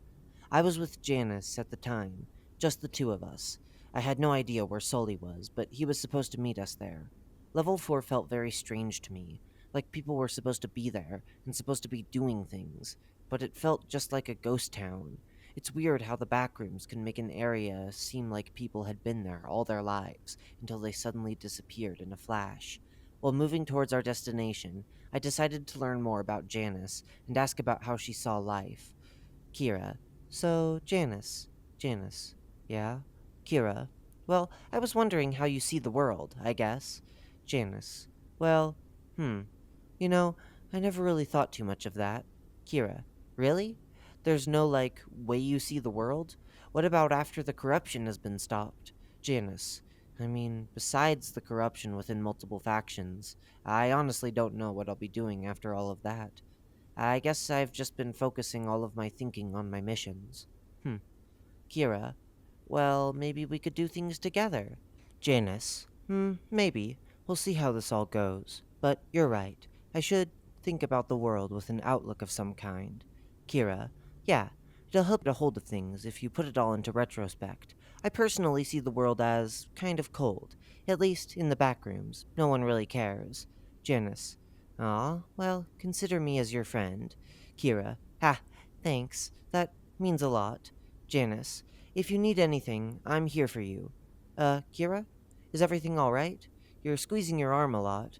Kira. Yeah, I just woke up on the wrong side of the bed today. Janice. You're sure everything is okay? Sullivan. Come on! You guys have gotta have something for my liking. Janice. And he beat us to the entrance. Kira. Heh, sounds like him. Janice. Masks on. We'll talk about that later. Time to conceal. Kira. Right. Let's begin. We equipped our masks and prepared to enter Base Omega. Luckily, this mission was chosen because security had been under maintenance for a few days. I honestly don't know how a group could build something like this within something as crazy and unpredictable as the backrooms. Speaking of unpredictable, Sully was there distracting the guards. We peeked over the corner to see him use his skills. He is a very efficient killer, which can be very scary for our enemies. There were two guards at the entranceway, holding spears. Camera systems were down currently from the maintenance. He was then trying to distract them by having the guards tell him a joke. Jokes aren't that hard to come up with. Just look at me. I'm a joke in itself. The guards seemed to be very aggravated from this. Look, we're done here. If you won't leave us alone, then we will remove you by force. They started to walk towards Sullivan with the intentions on removing him. But, before they could do anything, Sully slowly walked up to them. Okay. Here, let me show you something funny. What the fuck are you? Ugh! He walked up to one of the guards and pulled out a switchblade from his sleeve and punctured the guard's stomach, stumbling over as if he tripped on something. Oh my! Sorry, I think I tripped on something that was never there. Ah ha! The other guard, who was a fair distance away from Sully, started to run towards him, but Sully was faster. He pulled the blade from the bleeding guard and threw it to the other very quickly, impaling the second guard. Oh, sorry, I have uncontrollable reflexes. Actually, I'm just joking. I just have bad aim. I meant to go for the head. He ha ha. He slowly turned his head in a crooked manner towards our position, and then called us over. You two just gonna watch me pick my ass, or do you like that sort of thing? We then walked over to the main gate. I, for one, was very impressed. Janice, that was very gruesome, Sullivan. I guess I should say good job, but it was all very loud. I'm just hoping you didn't mess it up. Kira, well, I was impressed. I assure you, I don't normally have skills like that. Sullivan, shucks, you guys gave me butterflies, and I gave them wings. Heh. Janice, let's not make fun of that and move on. Kira, indeed. Sullivan, my bad. They are a part of the unseen corruption, after all. Janice, yes, but there has to be some sort of respect. Kira, can we not complain and finish this? Sullivan, right. Complaining is your job, Kira. I forgot. Janice, you're right, Kira. We need to finish this. Sullivan, and while you two are on your honeymoon, I'll be skipping away to the beat of my messy destruction. Cheerio! Sully then started to skip and hop away, doing the rest of his job for this mission. We needed him to distract any other guards that come our way if they get alerted by our presence. He would be patrolling the base from the outside and inside. Me and Janice went into Base Omega. We snuck around some operatives and took out a few guards. What we needed to do was get into the main database computers in Base Omega with some database admin access, which Janice knew the password for very well. I don't know how she got it, but she had it. We went inside to the room, ready to take some of the data. Janice told me to barricade the door while we searched through the terminals. Janice, put this chair here to block the door handle, then move that cabinet in front of the door so no one gets too nosy. Kira, time to be put to use. Janice, I'm gonna plug in our USB into the terminal system and download any important entries we find. Let me plug it in. Kira, the entrance has been blocked. Janice, good. I need to focus here. We need to enter the passcode. Kira, are you sure that no presence can view us? Janice, got it. And yes, I am sure that... Kira, there was something in your ear. Janice. Janice says nothing. Kira, Janice, are you all right? Janice, what? No, I'm fine. Kira, but... Janice, okay, I don't have time for that. Take off the mask and look at this. I don't want that mask to start complaining about something. Kira, okay. So, wait, this is the food shortage that we had back at camp. Janice, seems like 6.1, the snack rooms, is inaccessible, and the BNTG are having some conflict with the Meg. It doesn't sound too good. Kira, it seems like... The Meg are really trying, though. Janice, it still doesn't give an apology for what they did to us and many other people. Kira, true. Janice, now, look at this. Object 24, wall masks, experiment logs. Kira, we found more? Janice, yes. We need to access that right away. Put in the password... No! No! That's the alarm! Kira, you got it wrong? Janice, they were expecting us. I was in a panic. I didn't know if we would make it out or not. This was the first time I had seen Janice terrified too. They either changed the password or locked us out, but the alarm was blaring. I was scared. The database admins must have changed the password. It seems that they have had this happen to them before. Janice, in a panic, grabbed the crowbar she found from earlier and destroyed the terminal. She smashed the thing around 4 times, surprisingly breaking the alarm, and her USB key along with it. She was sobbing. I didn't know what to say. I looked into my pockets and found my own USB key. It was filled to the max storage limit with images of my family back home, but I knew what I had to do. I deleted all of them after I plugged it into the second terminal that survived, and proceeded to download the Object 24 experiment logs. Janice. B- K- Kira, wasn't that your. Kira. Yes, it was. Janice. No, no, you shouldn't have done that. It's the only thing you have left. Kira. The maidens are what I have left. And if that is my goal, I will stop at nothing to complete it. Janice. You saved our mission. I. Thank you. Kira. No need. Thank you. You are like a mentor to me. I thought you were perfect. That there was nothing you could mess up. Janice. Really? Nah, I suck. Kira. No, no, you don't. When we went into this mission, I saw the things that made you tick. What made me remember that we are all human. No one is perfect. But it's those imperfections that make you perfect. Janice, I don't know what to say. Kira, you can thank me later when we get out of this mess. Janice, yeah, yeah, is it complete? Kira, just a few seconds and done. Once the download was complete, I went to take it out of the terminal before Janice attempted the same thing, and we touched hands. I froze, but then we quickly apologized. When we left the database management room, I equipped my mask, and we ran through a few halls in the base until we were met by Sully once more. He was covered in blood, with the bodies of around 6 guards scattered around. He seemed out of breath, but we had to leave, so we approached to tell him to follow us. Janice, my god, is that all blood? Sullivan, nah, I just got a suntan.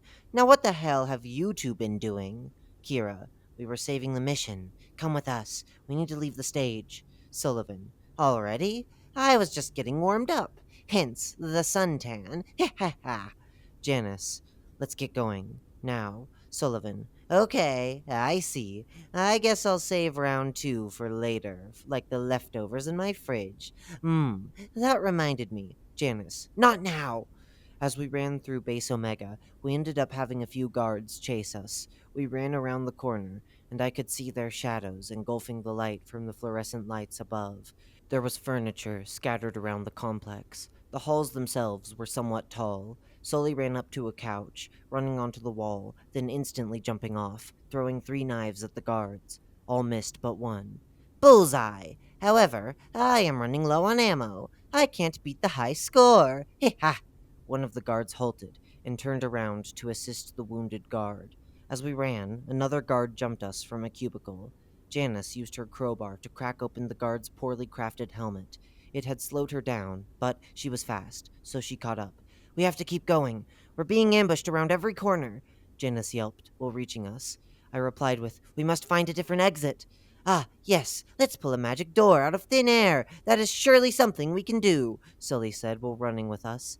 As I saw guards run up far away at the end of the hall, spears in hand, I heard a voice from the back of my mind that was not my own. The wall. It must have been one of the original users of this mask. I knew there was no other way to escape alive but one. Take a hold of my hand. I know something we can do, I shouted while my mind was racing with what could happen to us. Janice grabbed my hand, like I asked, while grabbing Sullivan and pulling him closer to us. I jumped in head first to the wall with all my might to try and do something, and it worked. I quickly no-clipped into the wall successfully. Ah, ha, ha, ha, yes! Into the rabbit hole we go, Sully shouted in laughter as he faded through the wall. We all fell face first into the soft carpet flooring. I rolled over onto my back in pain from the impact, groaning as I tried to make sense of where we were. I looked up to see a long hall that seemed to stretch on forever, doors on every side. An ominous piano jingle played miraculously out of nowhere as I stood up. I looked back to see Janice and Sully doing the same. Sullivan. Ooh, is this heaven? Ah, nope. Still worse than hell. Janice. Ugh. Is this? This is level 287. Glitched halls. Kira, you did it. Kira. Indeed I have. Whew. He was getting real hot in there. Janice. Tell me about it. So, there are 4 ways we can leave this place through these doors. Level 289, Overflow. Level 0, Tutorial Level. Level 2, Abandoned Utility Halls. And Level 484, the Whiteout. Sullivan, let's not enter Level 289, Overflow. I found that out when I was kicked out of the pool party for being as majestic as myself. Had a lot of slender fellows scream at me. Heh. Janice, sure, funny. I suggest we get to level 2, abandoned utility halls, when we can, but the entrance is really dangerous and rare to find here. Sullivan, right, so let's spend an hour or two not doing that. I've heard the weather is pretty nice today. Kira, level 0, tutorial level, is more common here, I guess. Janice, well, that'd be right. Same with level 289, overflow. The most difficult levels to find are level 2, abandoned utility halls, and the whiteout. Note, see level 484. Kira, well, I suppose we could search around for a bit, right? Sullivan, heh, opening miraculously random doors leads to random results. I learnt that the hard way. I once had opened a door and got sucker punched right in the nozzle, and then I woke up an hour later with a sucker in my mouth. Sucker punch. Or was that a dream? To be fair, I can't make up the difference between realism or fantasy, but I guess that is just the wonders of. We all heard an impact sound to our left as we saw a few Meg members fall through the walls and ceiling. Look, there they are! I heard one of them shout towards us. Janice opened a door that led to level 0, tutorial level. We wanted to find level 2, abandoned utility halls, but it seemed like we had no choice. We all ran towards the door in a rush. We knew we'd lose each other, but the maidens know how to find their way back, and so did I. As I hopped into it, I fell on the hard, old, and disgusting carpet of level 0, tutorial level. I got up and looked behind me to see the blank wall of the yellow repetitive wallpaper. Normally, we would all end up together, but this was level 0, and no one can stick together in that place. You can't see, feel, and hear anyone but yourself. So, I equipped my mask and made my way towards an exit, wherever it was, grasping my left arm, as it used to sting a lot once in a while. After what felt like hours, a day had passed. I made it into level 2, abandoned utility halls.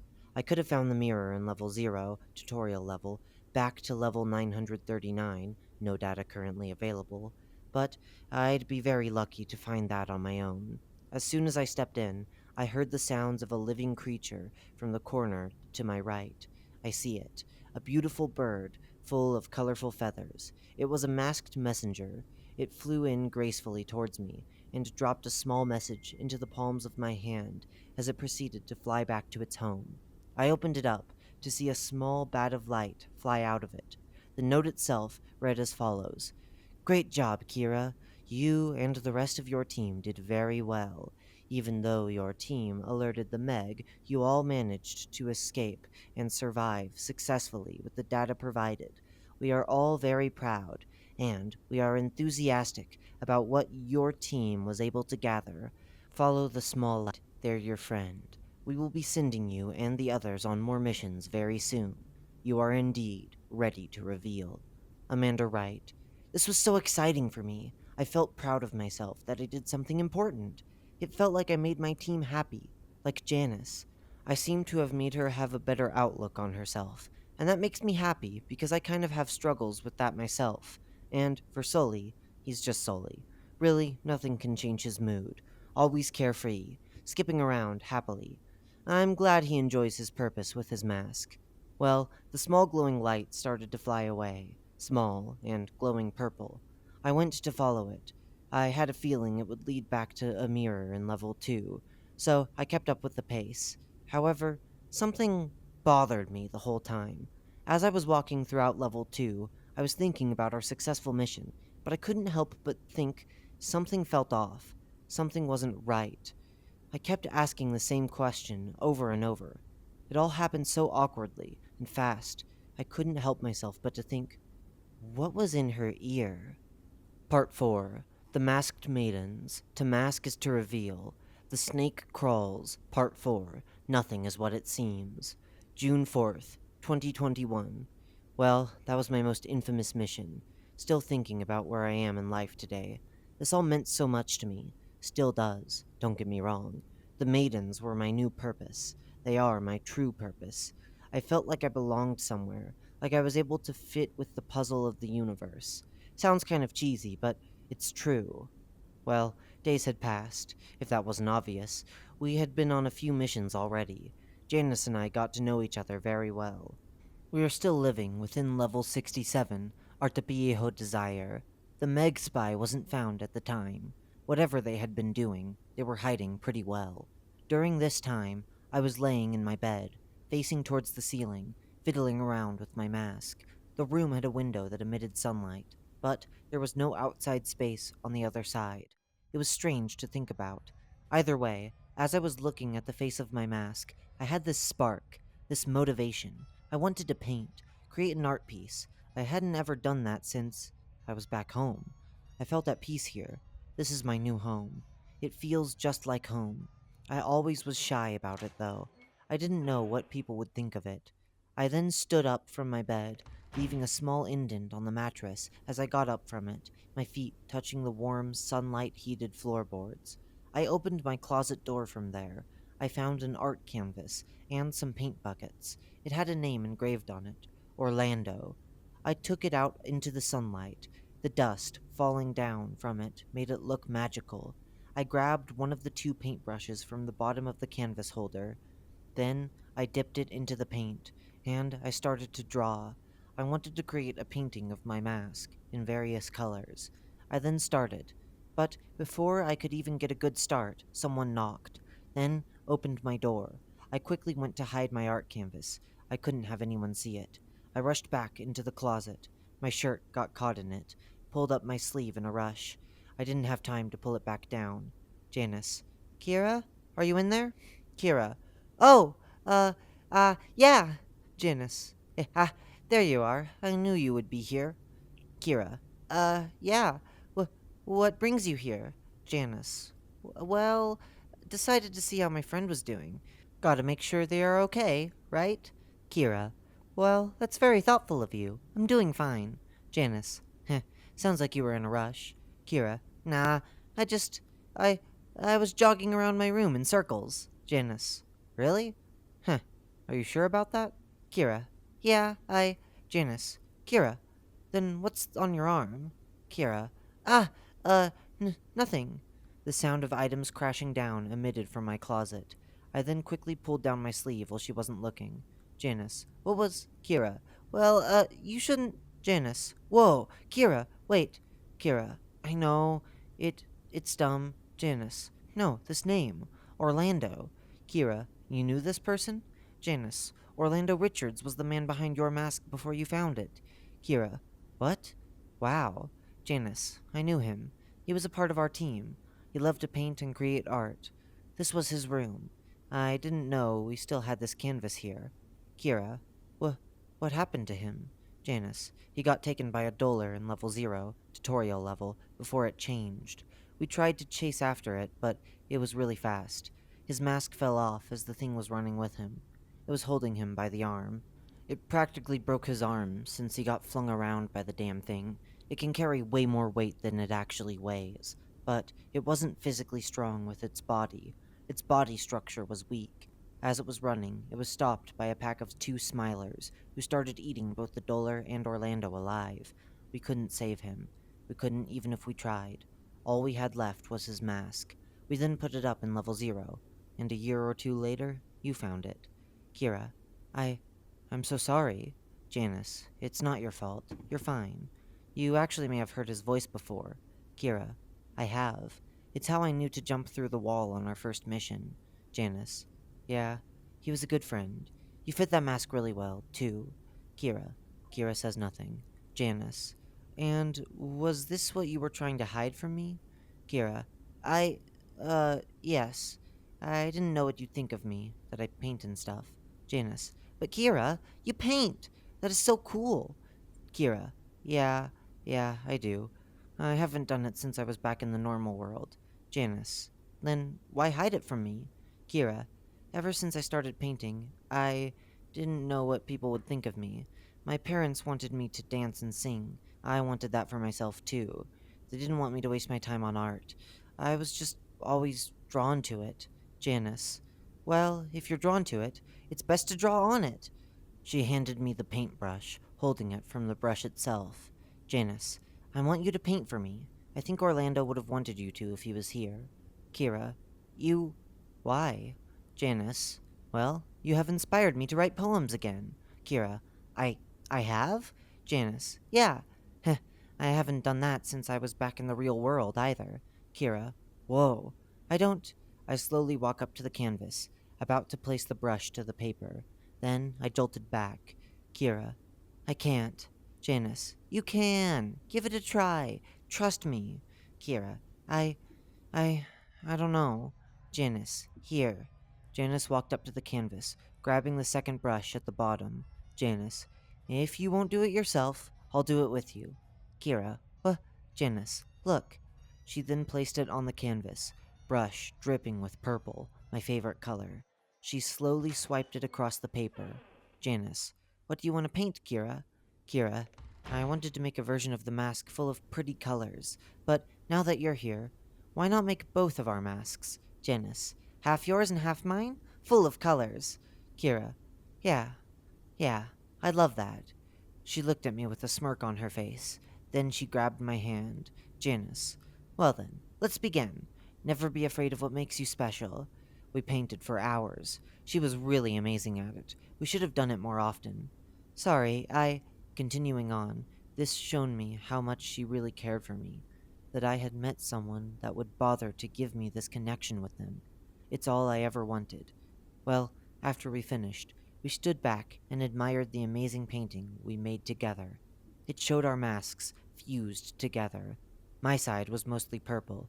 Janice's side was mostly blue. I found out her favorite color is blue. The painting had many different paint splats of colors: green, orange, yellow, red, and much more. Black filled the eyes and mouth for each side. It was beautiful. I wish it would have lasted longer, because after that, masked messengers flew into the room. We were called in by Subsector Colombina and Pantalone. This was important. We walked out of my room and we traveled towards the main command center. When we got there, we were greeted by the madam herself. Janice and I both bowed down in front of her. The madam pinched the sides of her dress and lifted them slightly as she curtsied with us.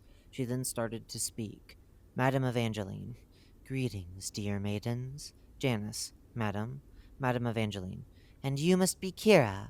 We have already heard so many great things about you. You must feel very welcomed here. Kira. Oh, yeah. Feels just like home.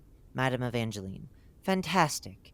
I am here today to discuss a very important matter about your first mission. Amanda, may you please inform them on our discovery? Amanda. Of course, madam. You see, Janice, when you and Kira had brought home the USB full of various meg data, we analyzed the various videos on the Object 24, all masks, experiment location. We could finally put an end to the corruption. However, it never matched any of our categorized levels in our database. Janice. So you want me to analyze the level location with my extensive Backrooms knowledge? Amanda. Precisely. You were right the past 4 times previously, and those were all successful missions. Madam Evangeline. There is a reason you are one of our best maidens, Janice. Kira. Yeah, and a good friend. Janice. Heh. Well, I'm gonna need to analyze it myself first. Amanda. Right. Here's the drive with all you need. Janice. Thanks. I guess I'll see you later, Kira. You can catch up with me when you can. Kira. I'll be there soon. Janice ran off into the distance, going to analyze the level details to find where this experiment lab is. Kira. So, we don't have more categorized levels? Don't we have level 939? No data currently available. Amanda. Well, the reflection has mirrors that are inactive. Some mirrors take months to even years to activate, but when they do, they are activated for as long as we've known. Madam Evangeline. And our population of maidens is smaller than the Meg, as they have a lot more operatives and time to explore multiple levels. Kira. Ah, I guess that makes more sense. Amanda. Janice had gave us 4 successful missions from identifying levels, since she is the maiden that has been to the most locations in the back rooms. Madam Evangeline. Janice and Sully. best to credit our best. Amanda. Well, yes, but he is always nonsensical. We never know what we're getting from him. Kira. Yeah, but he's still a good friend. Amanda. Well, if you say so. A maiden then walked up on us during the conversation. Mackie. Okay, sorry to interrupt, but. Oh, greetings, madam. Madam Evangeline. Mackie Gulliford, at our service once more, I presume. Mackie. Indeed, madam. Amanda. Have you returned with news about the Meg spy within our main station? Mackie. No, sadly. I came back to tell Kira that she is needed by Janice. Kira. Oh, I'll be there right away. I was excited. We were finally going to end the corruption for a little while.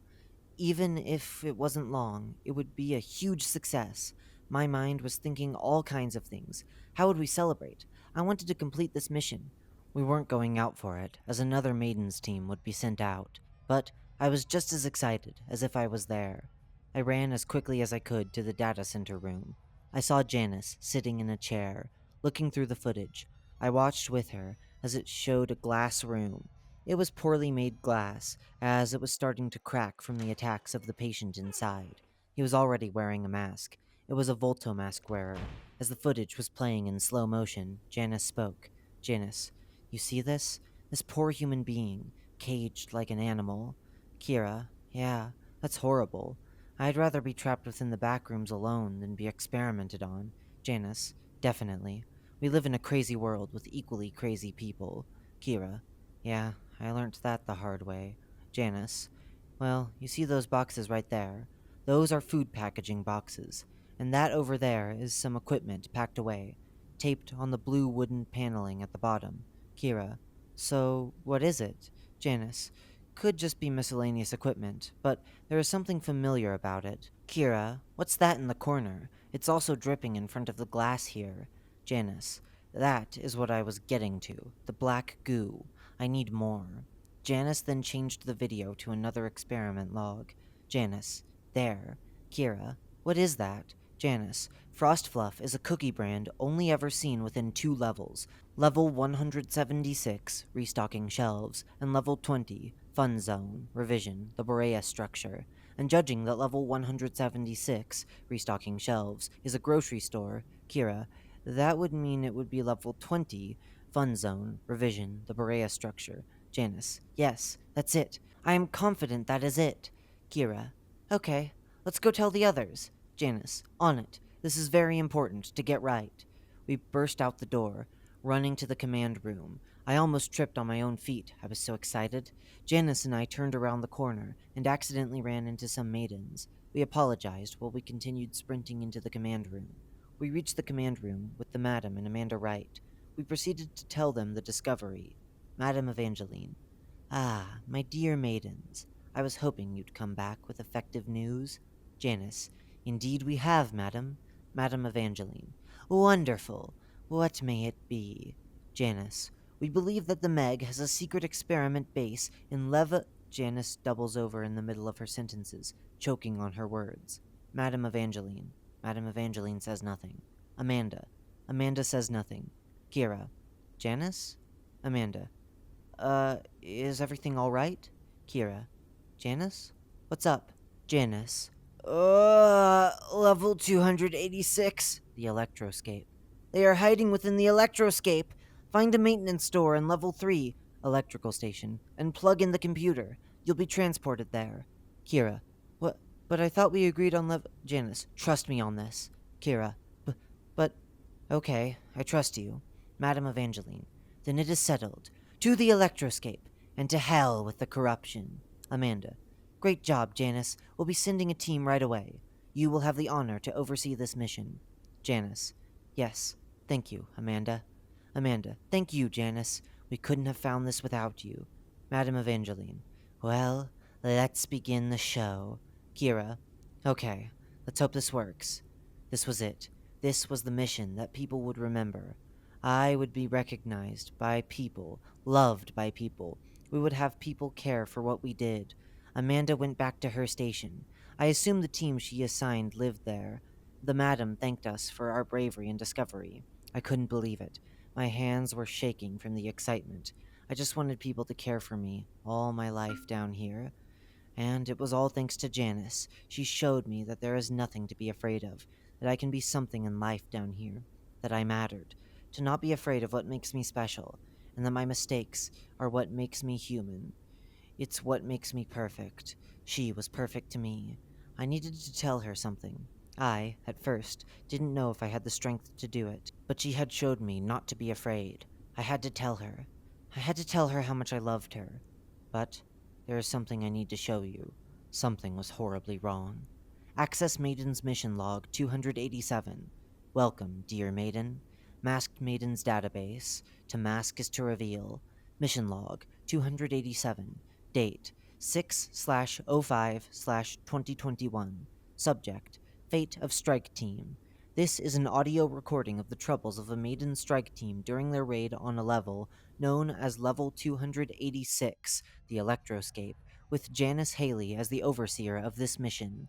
The team's efforts have been saved as a part of this entry when Maiden Ronald Hector, a buskin mask user, survived the ordeal and returned to Level 67, Apahiejo Desire, with serious injuries. Ronald is now safe in Maiden Station 1, Level 153, Brock's Bookshop. Janice was communicating from afar with various communication devices. The team had reached the entranceway to the computer room as the audio device was attached. Ronald Buskin. Okay, we have just connected the computer system, and showtime is imminent. The sounds of large machinery had faded away. Sasha Bauta. And the lights are gone. It's dark. Trent, Arlecchino. Seems that way. Ash Buskin. Well, how long do we have to wait, dear Captain? Janice, Pantalone. Not too long. Ash, Buskin.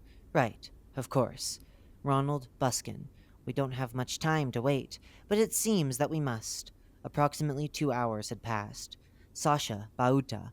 Okay, I'm done. We're not getting anywhere. Trent, Arlecchino. Ha ha! Calm down, Sasha. I think I should be complaining. Heh. Sasha Bauta. Sitting here with your constant giggling is so bothering me. Ash Buskin. May you please stop the bickering?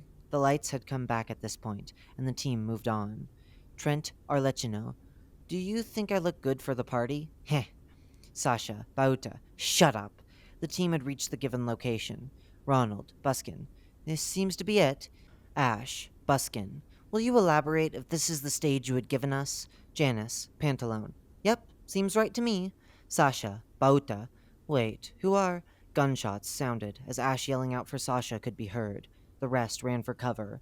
Ronald Buskin. What? Where did these weapons come from? Ash Buskin. These guys are not Meg. They are the insurrection. We are sitting ducks. Ronald Buskin. Then what? Gah! Fuck! My mask!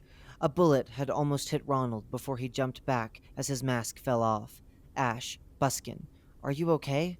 Ronald Buskin. Yes? What the fuck is going on? Ash Buskin. They must be putting all their efforts into protecting something. There aren't many firearms in this world. Ronald Buskin. Where the fuck is Trent? Ash Buskin. On the other side. I hope he's not planning on sneaking up on them. Ronald Buskin. Shit. Ash Buskin. Captain, what is going on? Powerful sounds of electricity flows through the audio. Ronald Buskin. What? Unknown.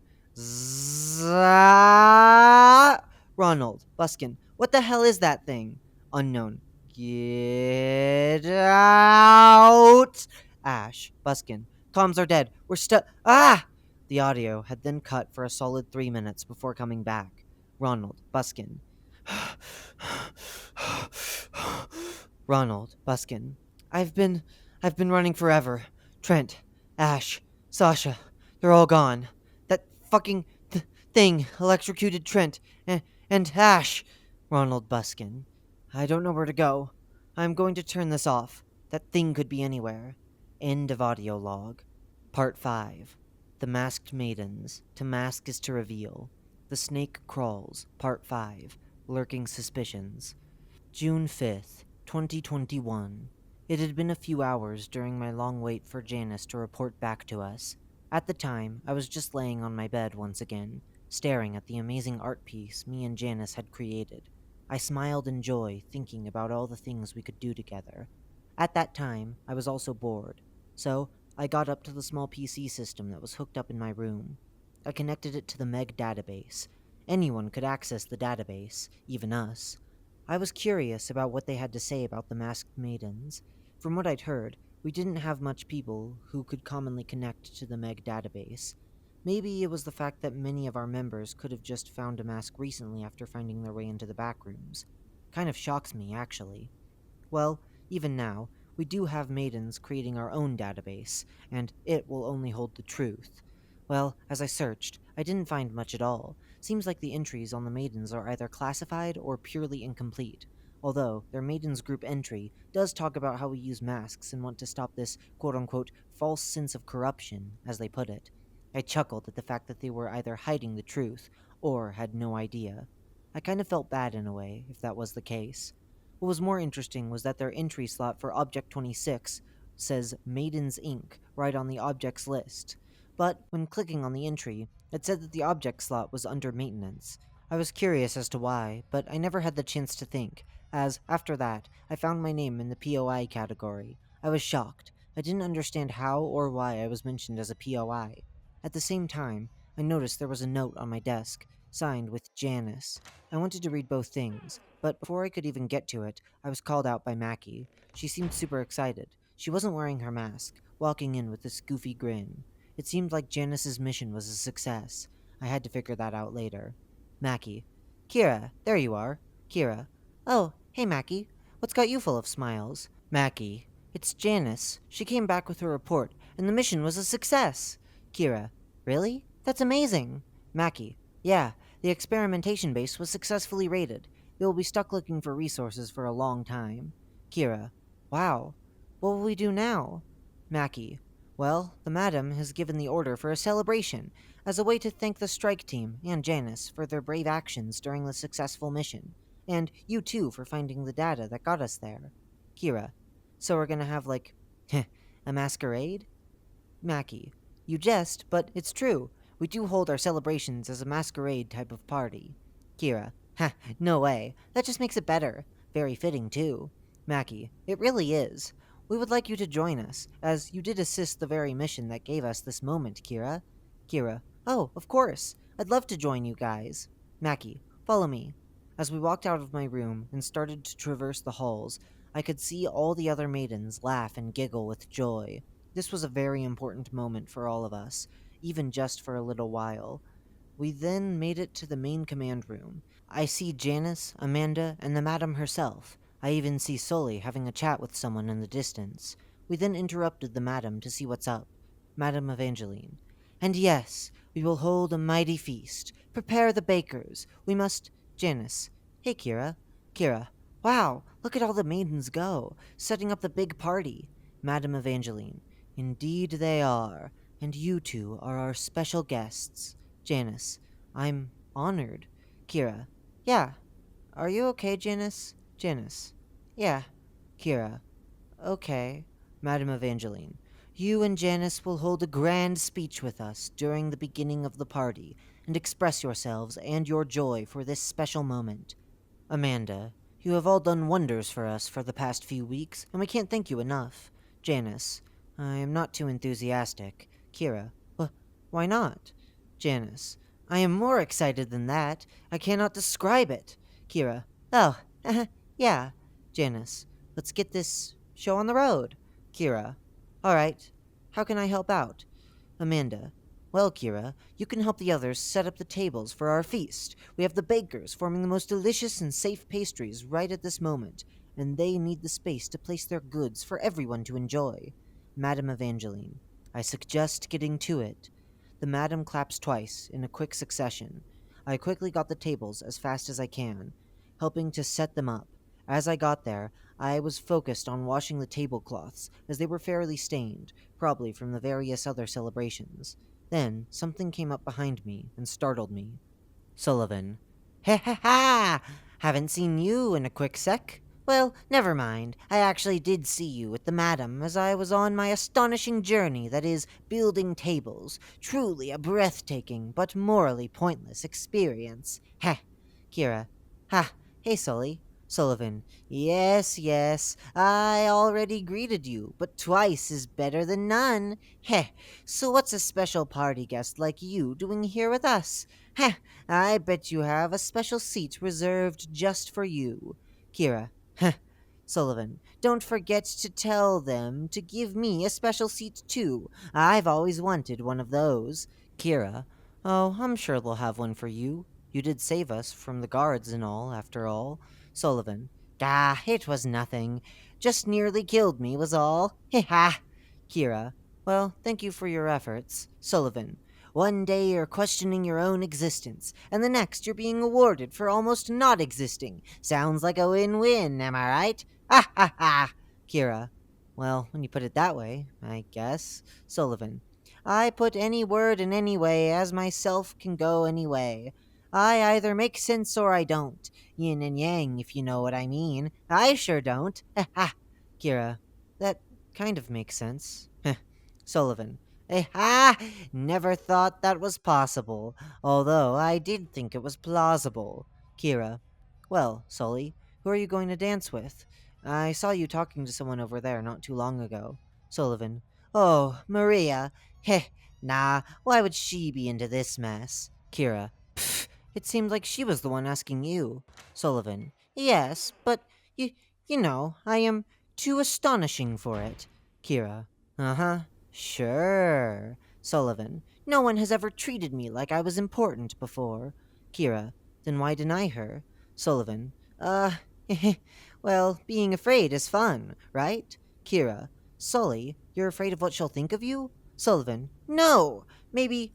Look, it's an inner battle. I call it nonsense. Kira. Well, remember this. Never be afraid of what makes you special. Sullivan. You sound like Janice. Kira. Heh, I guess I did. Sullivan.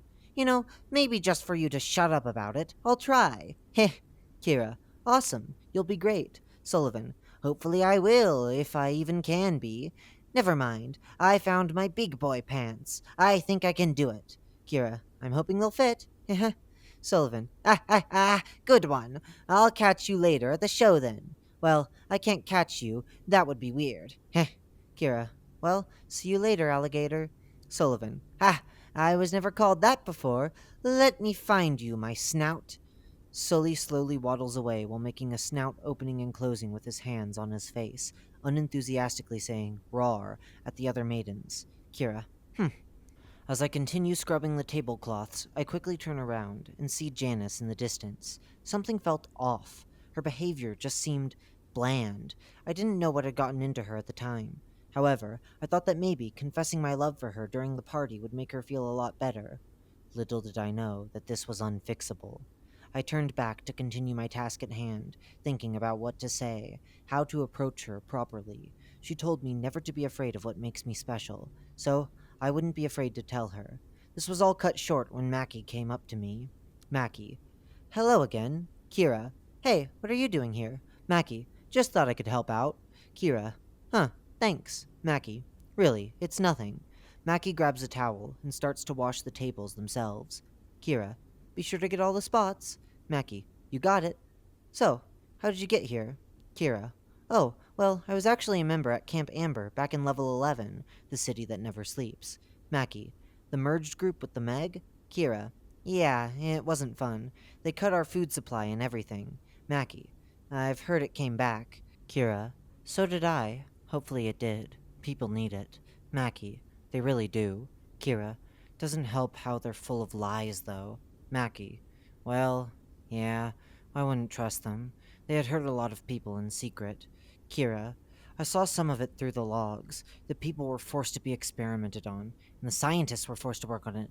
No one wanted to be there. Mackie. Yeah, well, how did you find the maidens? Kira. Well, I was attacked by Sully while I was on the search for food. Then, I found a mask soon after escaping him. I didn't know what it was. I was scared, and tried to be hesitant at first, but it just drew me in. Mackie. Yeah, those are the effects. Glad you're here. Kira. Yeah, thanks. Sully and Janice found me wandering level 0, tutorial level, soon after. Say, how'd you get here? Mackie. Well, I got into the Backrooms with my brother after falling during a walk in my neighborhood. We found ourselves in level 0. Luckily for me, this was before the change, so we could still see each other. Weeks later, I think, he found a mask, and he wore it all the time. I never found one myself. We eventually got to level 4, abandoned office. He kept finding things for me to survive. It didn't seem like he needed it. That was until we found a bunch of Meg personnel. We didn't know what Base Omega was at the time. He killed one of them to protect me. But Kira, Kira says nothing. Mackie, my brother was killed right in front of me by those murderers. I took his mask and ran as far as I could. I ran back into level 0, tutorial level. I couldn't see from the tears in my eyes. I just sat down and cried for I don't know how long. That was until I found the maidens. The mask led me there. I've been here ever since. Kira, I. I'm sorry.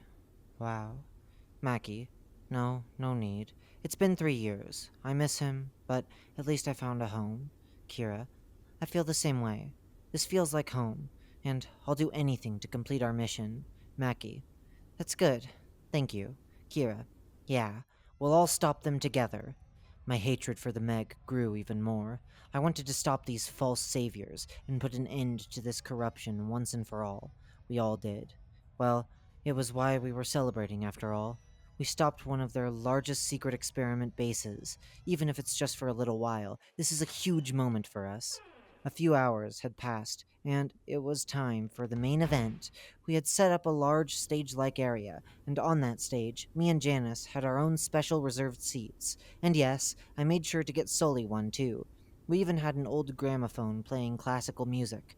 We all went to sit down, and the madam came up to give a speech. Madam Evangeline, greetings, dear maidens. Today is a very special day. We had successfully taken out a secret Meg experiment base.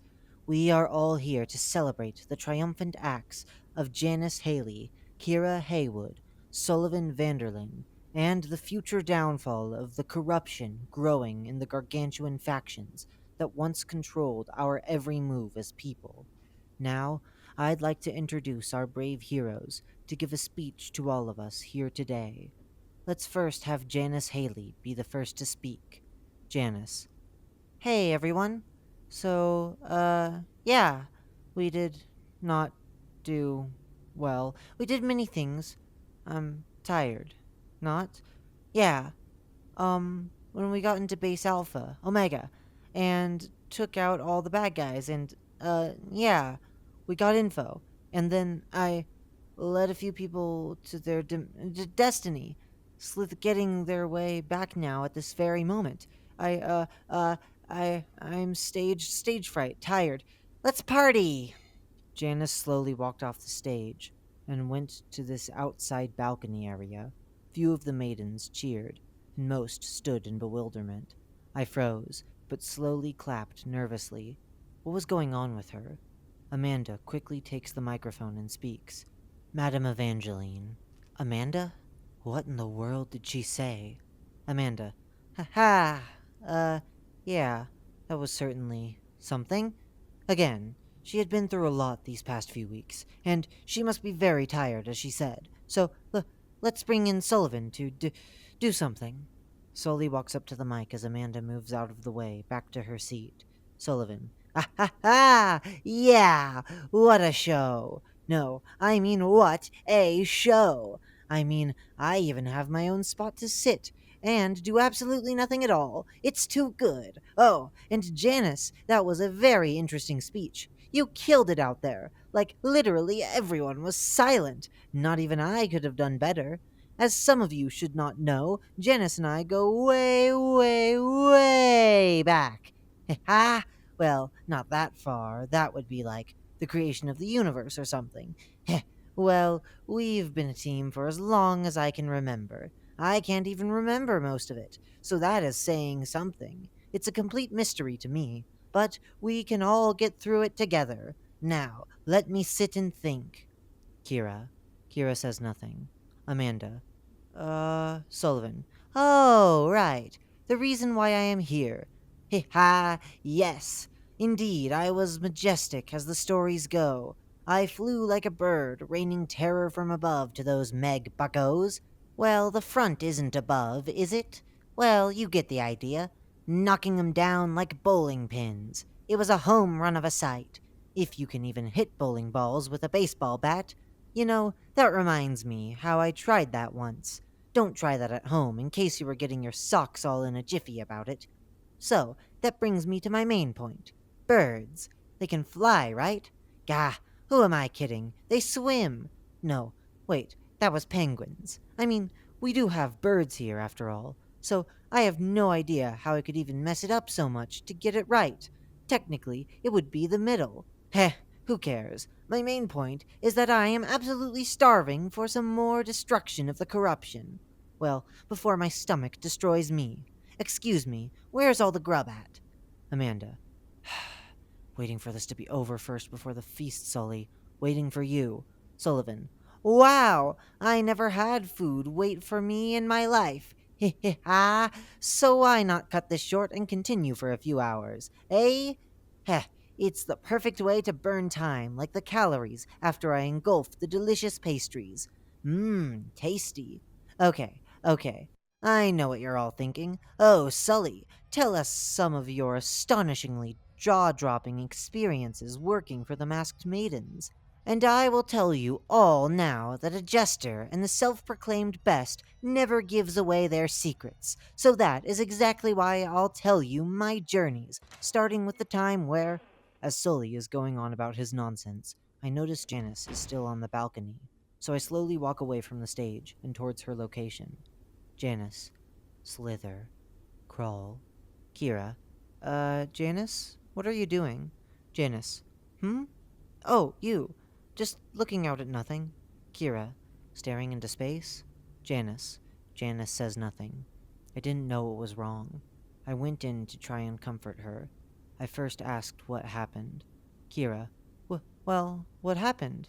Janice. Oh, nothing. Just nothing. Kira. Nothing? Janice. Yeah. Kira. You're lying. Janice. Pfft. Kira. Come on. What's up? Janice. It's like everything, but nothing collapsing on me all at once. Something biting the back of my head. Have you ever had that feeling? I grew up with it. Kira. No. But I think I can make you feel better. Janice. How are you gonna do that? Kira. Because you told me not to be afraid of what makes me special. And if you have these events, it's best to tell me. Janice. Kira. You had done so much for me during my time here. I feel at home. I feel at home because of you. Janice. Huh. Welcome home? Kira. Well, it wouldn't be without you. Which brings me to my point. I reach and grabbed her hand. It felt so right next to me. Kira. I love you. Janice. Janice says nothing. Kira. Kira says nothing. There was so many things I wanted to say. But then, Janice. Meh. Kira. Well, Janice. I never really cared. Kira. But what? I couldn't handle it. I tried to run away, but her hand, it was still holding on, wouldn't let me go. It was such a strong grip, but I broke free. As I was tearing up, I turned around to see her. She was doing the same. I didn't put the pieces together, but I just thought it was all over. If only I knew. I ran back to my spot, trying to hide the fact I was crying. Sully was still doing his speech. Sullivan. I thought it was my mother, but then these large yellow frog fellows, note, see Entity 121, the Bone Thieves, came up to me, thinking I was the tastiest treat there ever was. Trust me, that is far from the truth, but I assure you... Amanda. Okay, Sullivan, I think that is enough. Sullivan. Yeah, I was just getting to the good bit, where I make yellow frog stew. Amanda. Okay, we would have Kira give out a speech, but I think we had enough speeches for today. So why not bring out the feast? Madame Evangeline. It is time for the feast in celebration of our amazing and some certainly strange maidens. The madam then quickly clapped her hands twice as a group of facelings come out bringing a bunch of baked goods to the table. Madame Evangeline. Let's begin, shall we? Right as the party began, two maidens came into the room, as one called out to the madam in need of assistance. Member 1, Bauta. Madam, we have a maiden in need of medical attention. Madame Evangeline. Could it be? Amanda. Oh my. Ronald. Help! Madame Evangeline. Who could have done such a thing? Amanda. He's burnt with electricity marks. It was an entity attack. Member 1, Bauta. That's not all. He said to me over and over that it was a setup. I was frozen in fear from what the madam said. Member 1, Bauta. He claims the captain led them to a trap. Member 2, Volto. Hurry! He needs help! Amanda. What? Someone get this man help, and figure this out. Madame Evangeline. Janice! Haley! Get right here this instant! She slowly walked towards the middle of the room. The fact that a man is barely alive close by and burnt never even fazed her. Janice. Yes, madam? Madame Evangeline. Did you do this to one of our own kind? And we are not monsters, like the corruption who kill people. Sullivan. Well, Amanda. Shut. Sullivan. I couldn't take it anymore. I ran to my room. As I was running, I could see all the other maidens stare at me as I was crying. I didn't want anything to do with this. I didn't want nothing. I just wanted to be alone. Alone like I always was. Sobbing in my bed for hours and hours, thinking about that one moment. She was just there. Her grip was so tight, but her words were so hurtful. I didn't understand it. I didn't want to. I was so sad I could barely breathe. Everything I tried to build up, everything I thought I had, just collapsed all in one moment. Or may I never have had anything at all. I didn't know anymore. I just didn't know why. Why put me through all of this? Why treat me as if I was important to say you never cared? For what reason? I never knew at the time. There was just one more thing. Her skin was more flaky. I can't describe it. I felt older and dry, and her arm. There was this shape in her arm. It looked like a snake. Note: see Entity 85, Paralyze. Part 6. The Masked Maidens. To mask is to reveal. The Snake Crawls, Part 6. Why must I suffer? Warning: the following contains graphic imagery including self-harm and attempted suicide. Viewer discretion is advised. June 5th, 2021. It was still that desperate night. Everything went silent. The masked maidens in disarray. I came to the maidens thinking I had nothing left to lose, but as soon as I gained a purpose, I learnt that it was all a lie. It was too quiet. It felt like noise to me. I wanted it out. I wanted it to end. I wanted it to end. To be invisible, like I once was before. To never be important. Never be seen again. It all seemed like paradise to me. I slowly lifted my left sleeve to reveal all my mistakes, my deepest and darkest wounds that never healed. I struggled to take a deep breath, my pillow soaked with tears. I squeezed my arm, hoping to soothe it slightly from the pulsing pain, a stinging reminder that existing alone is suffering. Everyone I thought I had was gone in a single moment, a flash of pain. The cold lies that had been given to me all this time. No one cared. I should have known that. I looked to our painting, all the colors that were never true, a mess of deception.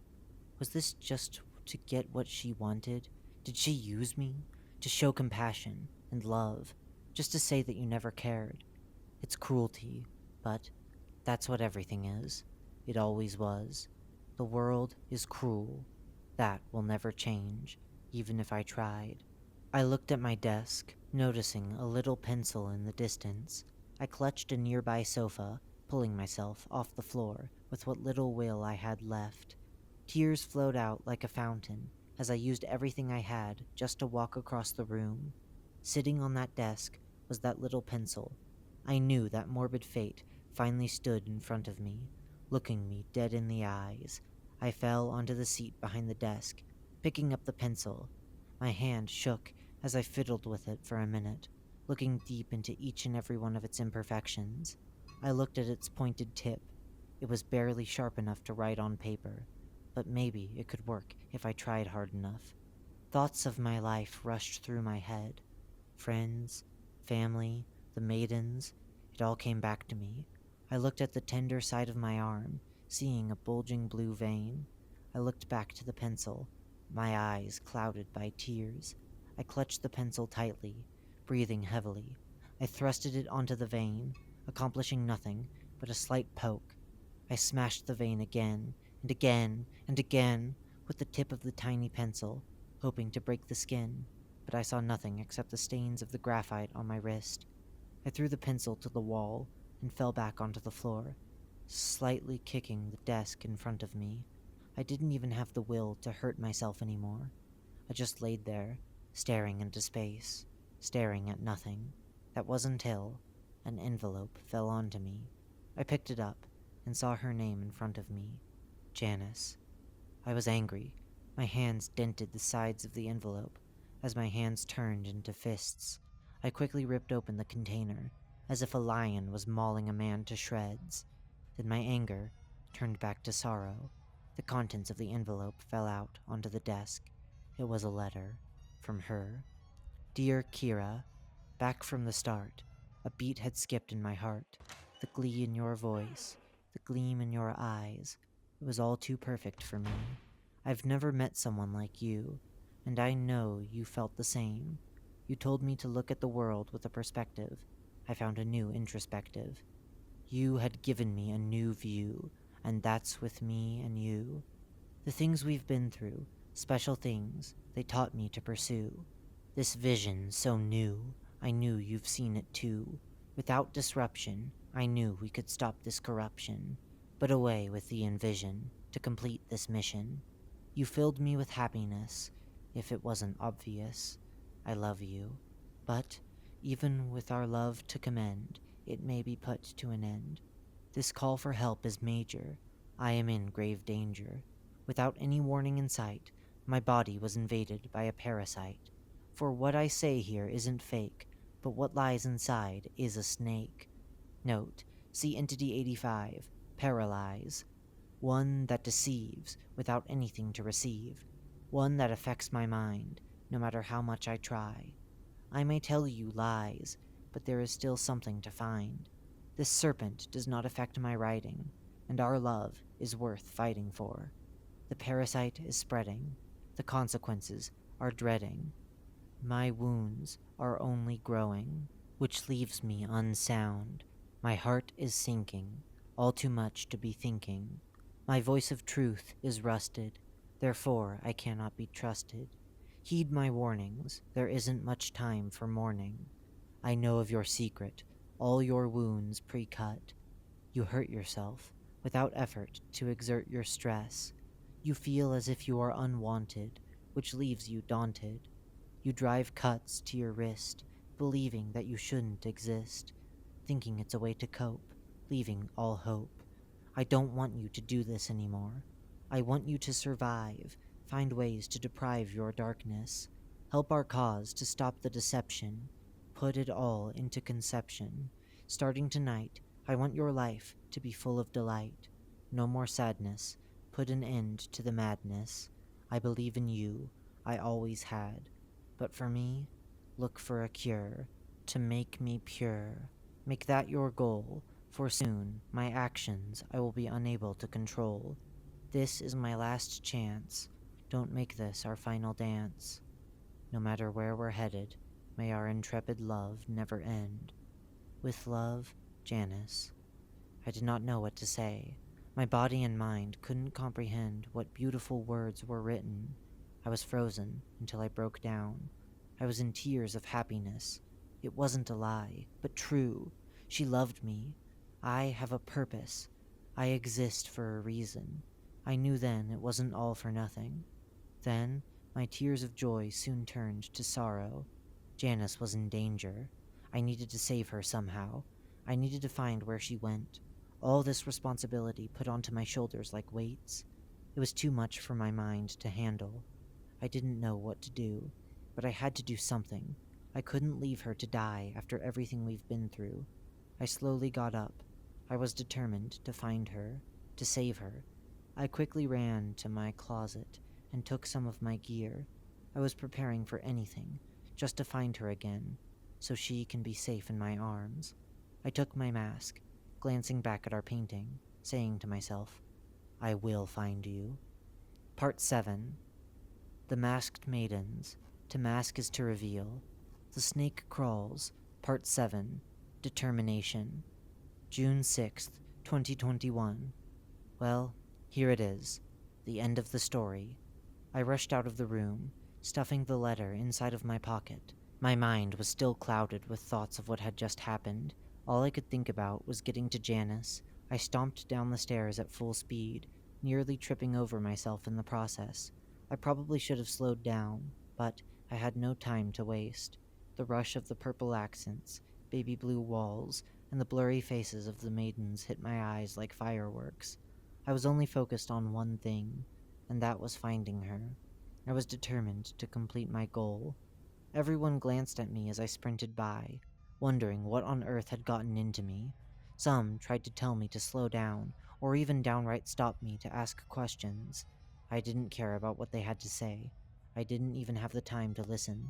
All I cared about was pushing forward. Nothing was going to stand in my way. She is what brought me back to life from my long, dusted corpse of sorrow. I could not stop now. I eventually ran into a few maidens by accident, who told me to watch my step. I continued as if nothing happened. The adrenaline rushing through my veins made each of the crashes painless. I tuned out their aggression, only muttering a quick, sorry, under my breath before continuing. I then reached a corner next to our data center. As I hastily drifted across the wooden panel flooring, I fixated my sight onto something down the hallway. There was a woman that had darted out of the data center, who immediately caught my attention. I observed her features. Long blue cloak, pantalone mask. It had to be Janice. The other maidens began yelling as they were alerted to her sudden appearance. My suspicions were confirmed at that point. A few tears fell from my eyes as I met her gaze. I needed to get to her as fast as I could. I needed to save her. As soon as she noticed me, she quickly dashed across the hall in a desperate attempt to escape. Was the creature, note, see Entity 85, paralyze, really afraid of me? I thought to myself. Did it know that I wanted to cure her from its disease? These were some of the many questions that arose during the chase. However, it did not stall me. I continued onward in my attempt to rescue her. As she ran further and further, the surrounding maidens had joined me in the chase once they saw her, in pursuit of both of us. She ran gracefully, avoiding every obstacle in her wake. I was amazed. I kept bumping into maiden after maiden, furniture after furniture. She had gotten so far that I started to think I had failed her, or that I had lost her. That was, until a group of maidens blocked her only exit. This was my chance. I finally caught up to her, cornered by the other maidens. It was time to finally confront the rotten creature which had been lingering inside of my true love, once and for all. As soon as she saw me heading her way, she spoke to me. Janice. Wait, it's not... I had gotten to her, and had given her a long hug. Kira. Shh. Janice. No. Kira, it's okay. I will help you get rid of... Janice. No, actually stop. At first, I took those words as the creature deceiving me, until the voice started to sound different. Kira, I'm here now. You can be safe. I slowly reached for her mask and proceeded to take it off. That was until everything changed. Mackie, just stop! Get off me! I jolted back in shock from what stood before me, and from what I had done. Kira, wait! Mackie. Well, you caught me. I hope you're happy. Kira, but you looked just like her. Mackie, that was the point. Kira, I don't... Mackie, you didn't know? I'm the spy. There's no way I'm saving myself from this. Kira, but then why? Mackie, why did I dress up as her? I took her strange actions during the party as an opportunity to disguise myself in order to spy on all of you. We have the same mask, after all. I couldn't believe what was happening in front of me. I was shaking from the fact that Janice might not even be here anymore. More tears continuously flowed down my face. I struggled to convey my words and feelings. I couldn't hold in my sadness and anger. Kira, you. You fucking traitor! Murderer! Mackie. Traitor? Maybe. But I'm no killer. Kira. The Meg is what started the maidens from the horrors of their experiments. Mackie. Do you think we want to do that? No, we don't. Kira. Then why do it? Mackie. It's for the sake of humanity. But now we have to save innocent wanderers from people like you. Kira. Then why did you save me that night? Mackie. To show you that we still care. Was her saving me just a trick? Maybe it was to prove a point. I did not care. Kira. Was it you that put that thing into her? Mackie. What are you, Kira? The fucking snake! Did you do it? Mackie. I don't even know what you're talking about. Kira. So you didn't do it to her. Mackie. We never even had anything planned for her. At this point, I could barely breathe. So many emotions wanted to explode out of me like a volcano. Unable to hold myself together any longer, I let out a scream of agony. Kira. You will pay for this! Mackie. Pfft. Paying the price for saving humanity. Right. As the maidens then started to take her away, I made a remark as they were taking Mackie to her trial. Kira. I bet that entire thing about your brother was a lie, too. Mackie. No. I would never. I stood there, distraught. My efforts to save Janice were all in vain. She wasn't there at all. She had left level 67, Artepiejo Desire, long ago. Was this all just a coincidence? Had the creature invaded her body by chance? I began to ponder these questions in my head as the maidens grabbed my arms and held them behind my back. Once I was successfully detained, they led me along to the interrogation room. The maidens then offered to write a letter to another maiden. I never spoke a word. Then there I was, tied up to a chair, in a questioning room. A Volto wearer peeked in to inform me that my interviewer would be arriving shortly before closing the door once more, leaving me alone.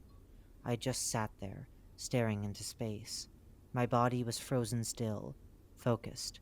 Only one word could describe my thoughts and feelings at that moment. Determination. My eyes then attracted to one feature in that room, the ceiling vent. I knew that it could be dangerous, but this might have been my only chance to find her. I had to get out, but I didn't know what to do. That was until I felt something in my back pocket, the pencil. I pulled it out. I began using the tip to try and collapse the integrity of the poorly crafted rope, hardly even tied tightly. After poking the pencil through the weaves of the rope a few times, the rope began to fall apart, loosening it just enough for me to slip out. As soon as I broke free, I pushed the table over towards the vent and climbed in. The vent could have led me to my demise, but luckily for me, that would not be my fate. It had brought me to level 4, abandoned office. As I sighed in relief, I made my way through the ghostly office halls. I didn't know where to go, but I knew I had to go somewhere. I had lost track of time after hours of wandering, but I knew that multiple hours had to have passed by this point. As I slowly started to lose hope, a masked messenger suddenly flew towards me with its colorful beauty. It dropped another envelope into the palms of my hands. As it glided its way home, I opened the envelope. It read as follows: "It looks like you'll be needing this. I hope you find what you are looking for. Good luck." Then, a beautiful, bright blue ball of light emerged from the letter, levitating above it. A similar ball of light to the one that brought me home in my first mission. I watched in awe as this magical experience occurred before my eyes. The ball began to hover through the halls of level 4, seemingly leading the way to something. After a while of following it, I was eventually led to an old wooden staircase. I then walked up the stairs, still following the orb, until I eventually reached what appeared to be an old hotel. A female death moth flew by me as I took in the scenery. It looked like I was in level 5, Terror Hotel. As I wandered the halls of the Hotel of Terror, I noticed how beautiful it was. Its imperfections. We all have imperfections. It's the beauty in all. Death moths were still an annoyance, but thankfully they didn't attack anything beyond my hearing. The smooth jazz emitting from the speakers, while broken, was soothing after all that had happened. At one point, I thought I heard people on the other side of the wall, but it slowly faded back into silence before I could get close enough to track the source of the sound. No matter how interesting or satisfying this really was, it all felt like distractions. I needed to keep my pace. The blue light was still moving through the mahogany red and gold ornate walls. It was mesmerizing. That was, until it went around a corner. Then it had just disappeared. I went into a panic. Did the light reach its destination? I turned the corner, and I froze. I was too late. She was on the floor. Gone. Her body was black and blue, covered as if she was bruised. Her veins were purple, too. I ran to her, collapsing on the floor in tears from what I was witnessing. I held her already cold corpse, cradling her in my arms. I didn't want to let go. I screamed in agony once more. I had failed her. Why did this have to happen? Why couldn't we be together? She never deserved this. Do I deserve this? I didn't know. I still don't. I wanted to end it all, but she wanted me to live on, and I couldn't fail her more than I already did. I sat there for what felt like hours. That was until I saw her mask. I took it off her body and stared at it, reminiscing the memories I had with her. I was crying so much. I was sweating from it. I couldn't even breathe. I then placed her mask on my face. I wore it to try feeling her once more. I didn't know what I was doing. That was until I heard a voice, which said to me, "Kira?" It sounded like her. I looked back to see her writhing corpse. No movement. I then heard the voice again. "I love you." All my emotions came through me, all at once. They exploded in a flash of color. I cried again, placing my head on her chest. I asked if it really was her. She then said, "It's me. It's okay now." I cried tears of joy. Maybe this was the way it was meant to be. We can be together forever. I then lifted the mask slightly to slowly kiss her on the forehead. I walked away with her mask. She was still in there. We can still talk to each other. We can still be with each other. I placed my old mask on a nearby wall. I stared at it for a second, thinking about where I ended up now. I still wish she was alive. I won't be able to hold her or do any physical interactions, but this is way better than nothing. I then made my way back to the maidens, where I was immediately detained for them to continue their interrogation to see if I was a part of this issue. I told them the truth, and they noticed that I had Janice's mask, so they let me free. It turns out Mackie was the one that had sent me the letter to find Janice before she got locked away. She did it to show that she cared. In my eyes, she is forgiven, but the Meg will never be forgiven. Unfortunately, Mackie will be locked away in a cell by the maidens for a long time. I guess this is the end of the story then. The main lesson to learn here is, no matter what happens in your life, no matter how lonely you are, no matter who you are, don't end your own life from it, because love will find you someday. Love is inevitable, no matter who you are, and you will be loved forever, no matter what happens. And that is the message. I hope you keep this in mind. Alice, here's your mask. Thank you for letting me use it today. Janice is waiting for me. And thank you for listening to my story. I hope to see you again someday, whoever you are. I need to go back to my duties. I wish you a great day. Access Maiden's Mission Log 308. Welcome, dear Maiden. Masked Maiden's Database. To mask is to reveal. Mission Log 308. Date 7/29/2021. Subject: New recruitment. This is an audio recording of Masked Maiden's member Kira Haywood and Sullivan Vanderhill while on a scout patrol in Level 5, Terror Hotel. Reports of a masked wanderer had been surfacing within the Maidens for a few days prior. Here's what was found. The team had reached an eternal ballroom within Level 5. Sullivan Arlecchino. Eh, never seen a circus quite like this one. There's enough whispers here to make you sound like me. Kira, Pantalone. I guess you could put it that way. Sullivan, Arlecchino. Aha! Yeah, you could put it in many ways, more ways than none, or you could just not put it in a way at all. Heh! Kira Pantalone. Ha! I mean, putting everything into a perspective is a pretty nice way to look at the world, you know? Sullivan Arlecchino. Heh! I guess you could say that. I put my perspective in myself, because who else would even care? I don't. Kira Pantalone. Don't be too hard on yourself. You have people that care for you, like the maidens. Sullivan Arlecchino. Gah! They only see me as a distraction to make a silent party. You are really the only thing I have left after, yeah. Kira, Pantalone. Don't worry. Janice still cares for you. Sullivan, Arlecchino. Ah, perfect. I've been cared for by my imaginary friends before, but never by a real ghost. Footsteps can be heard, not emitting from the team. Kira, Pantalone. Shh! Hear that? Sullivan, Arlecchino. All I heard was shh! Kira, Pantalone. Shush! Sullivan, Arlecchino. And now I heard a shush, too. Oh, look, there's the little newbie. Kira, Pantalone. Oh! A girl with a black dress and blonde hair walks up to them. She is wearing a buskin mask. Unknown, buskin.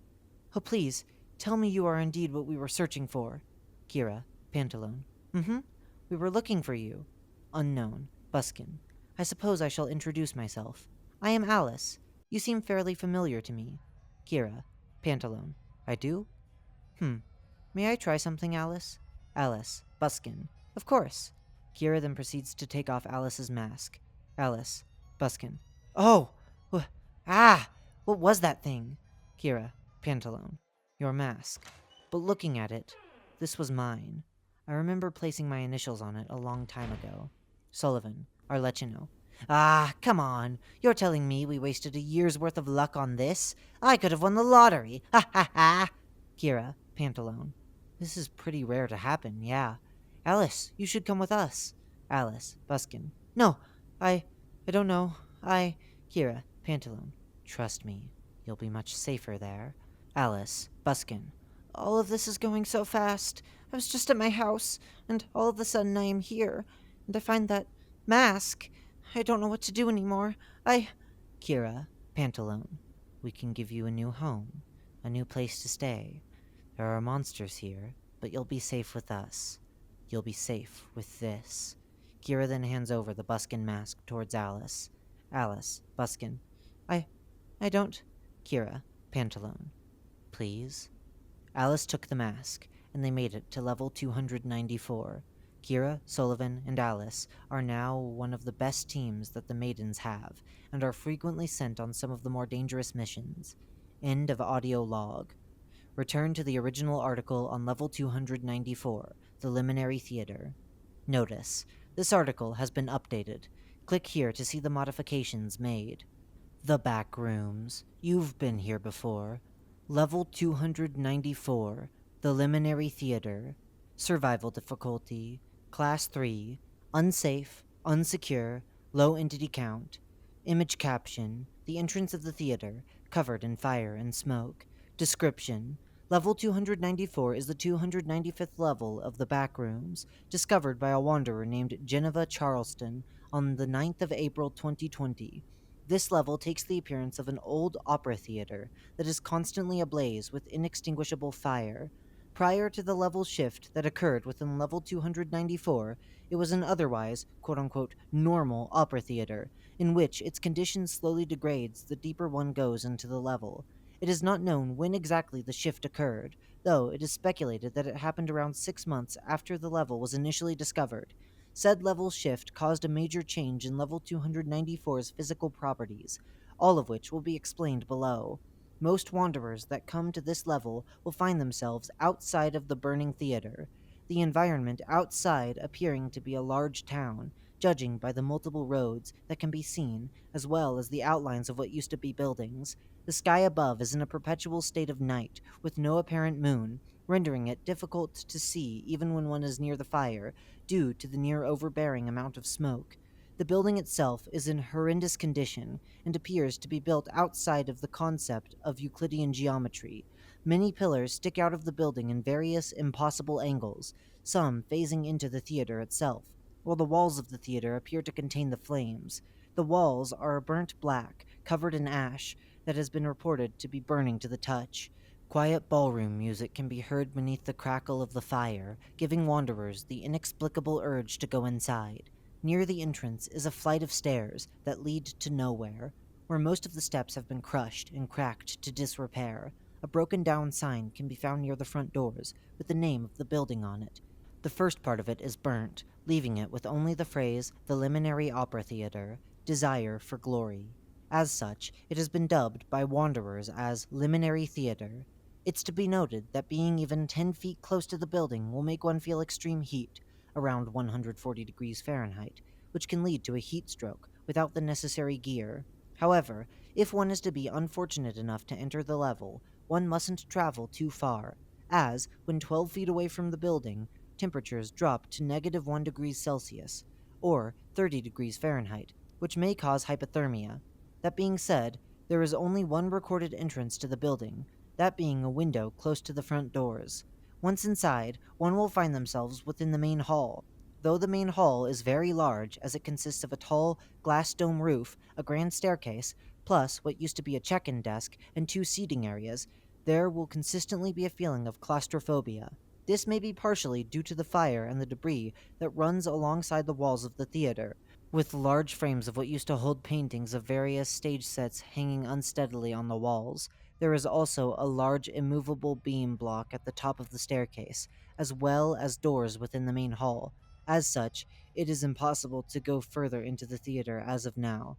With the lack of anything useful in this level, as well as the dangers that come with going inside, there is not much point to it. Emotional displacement.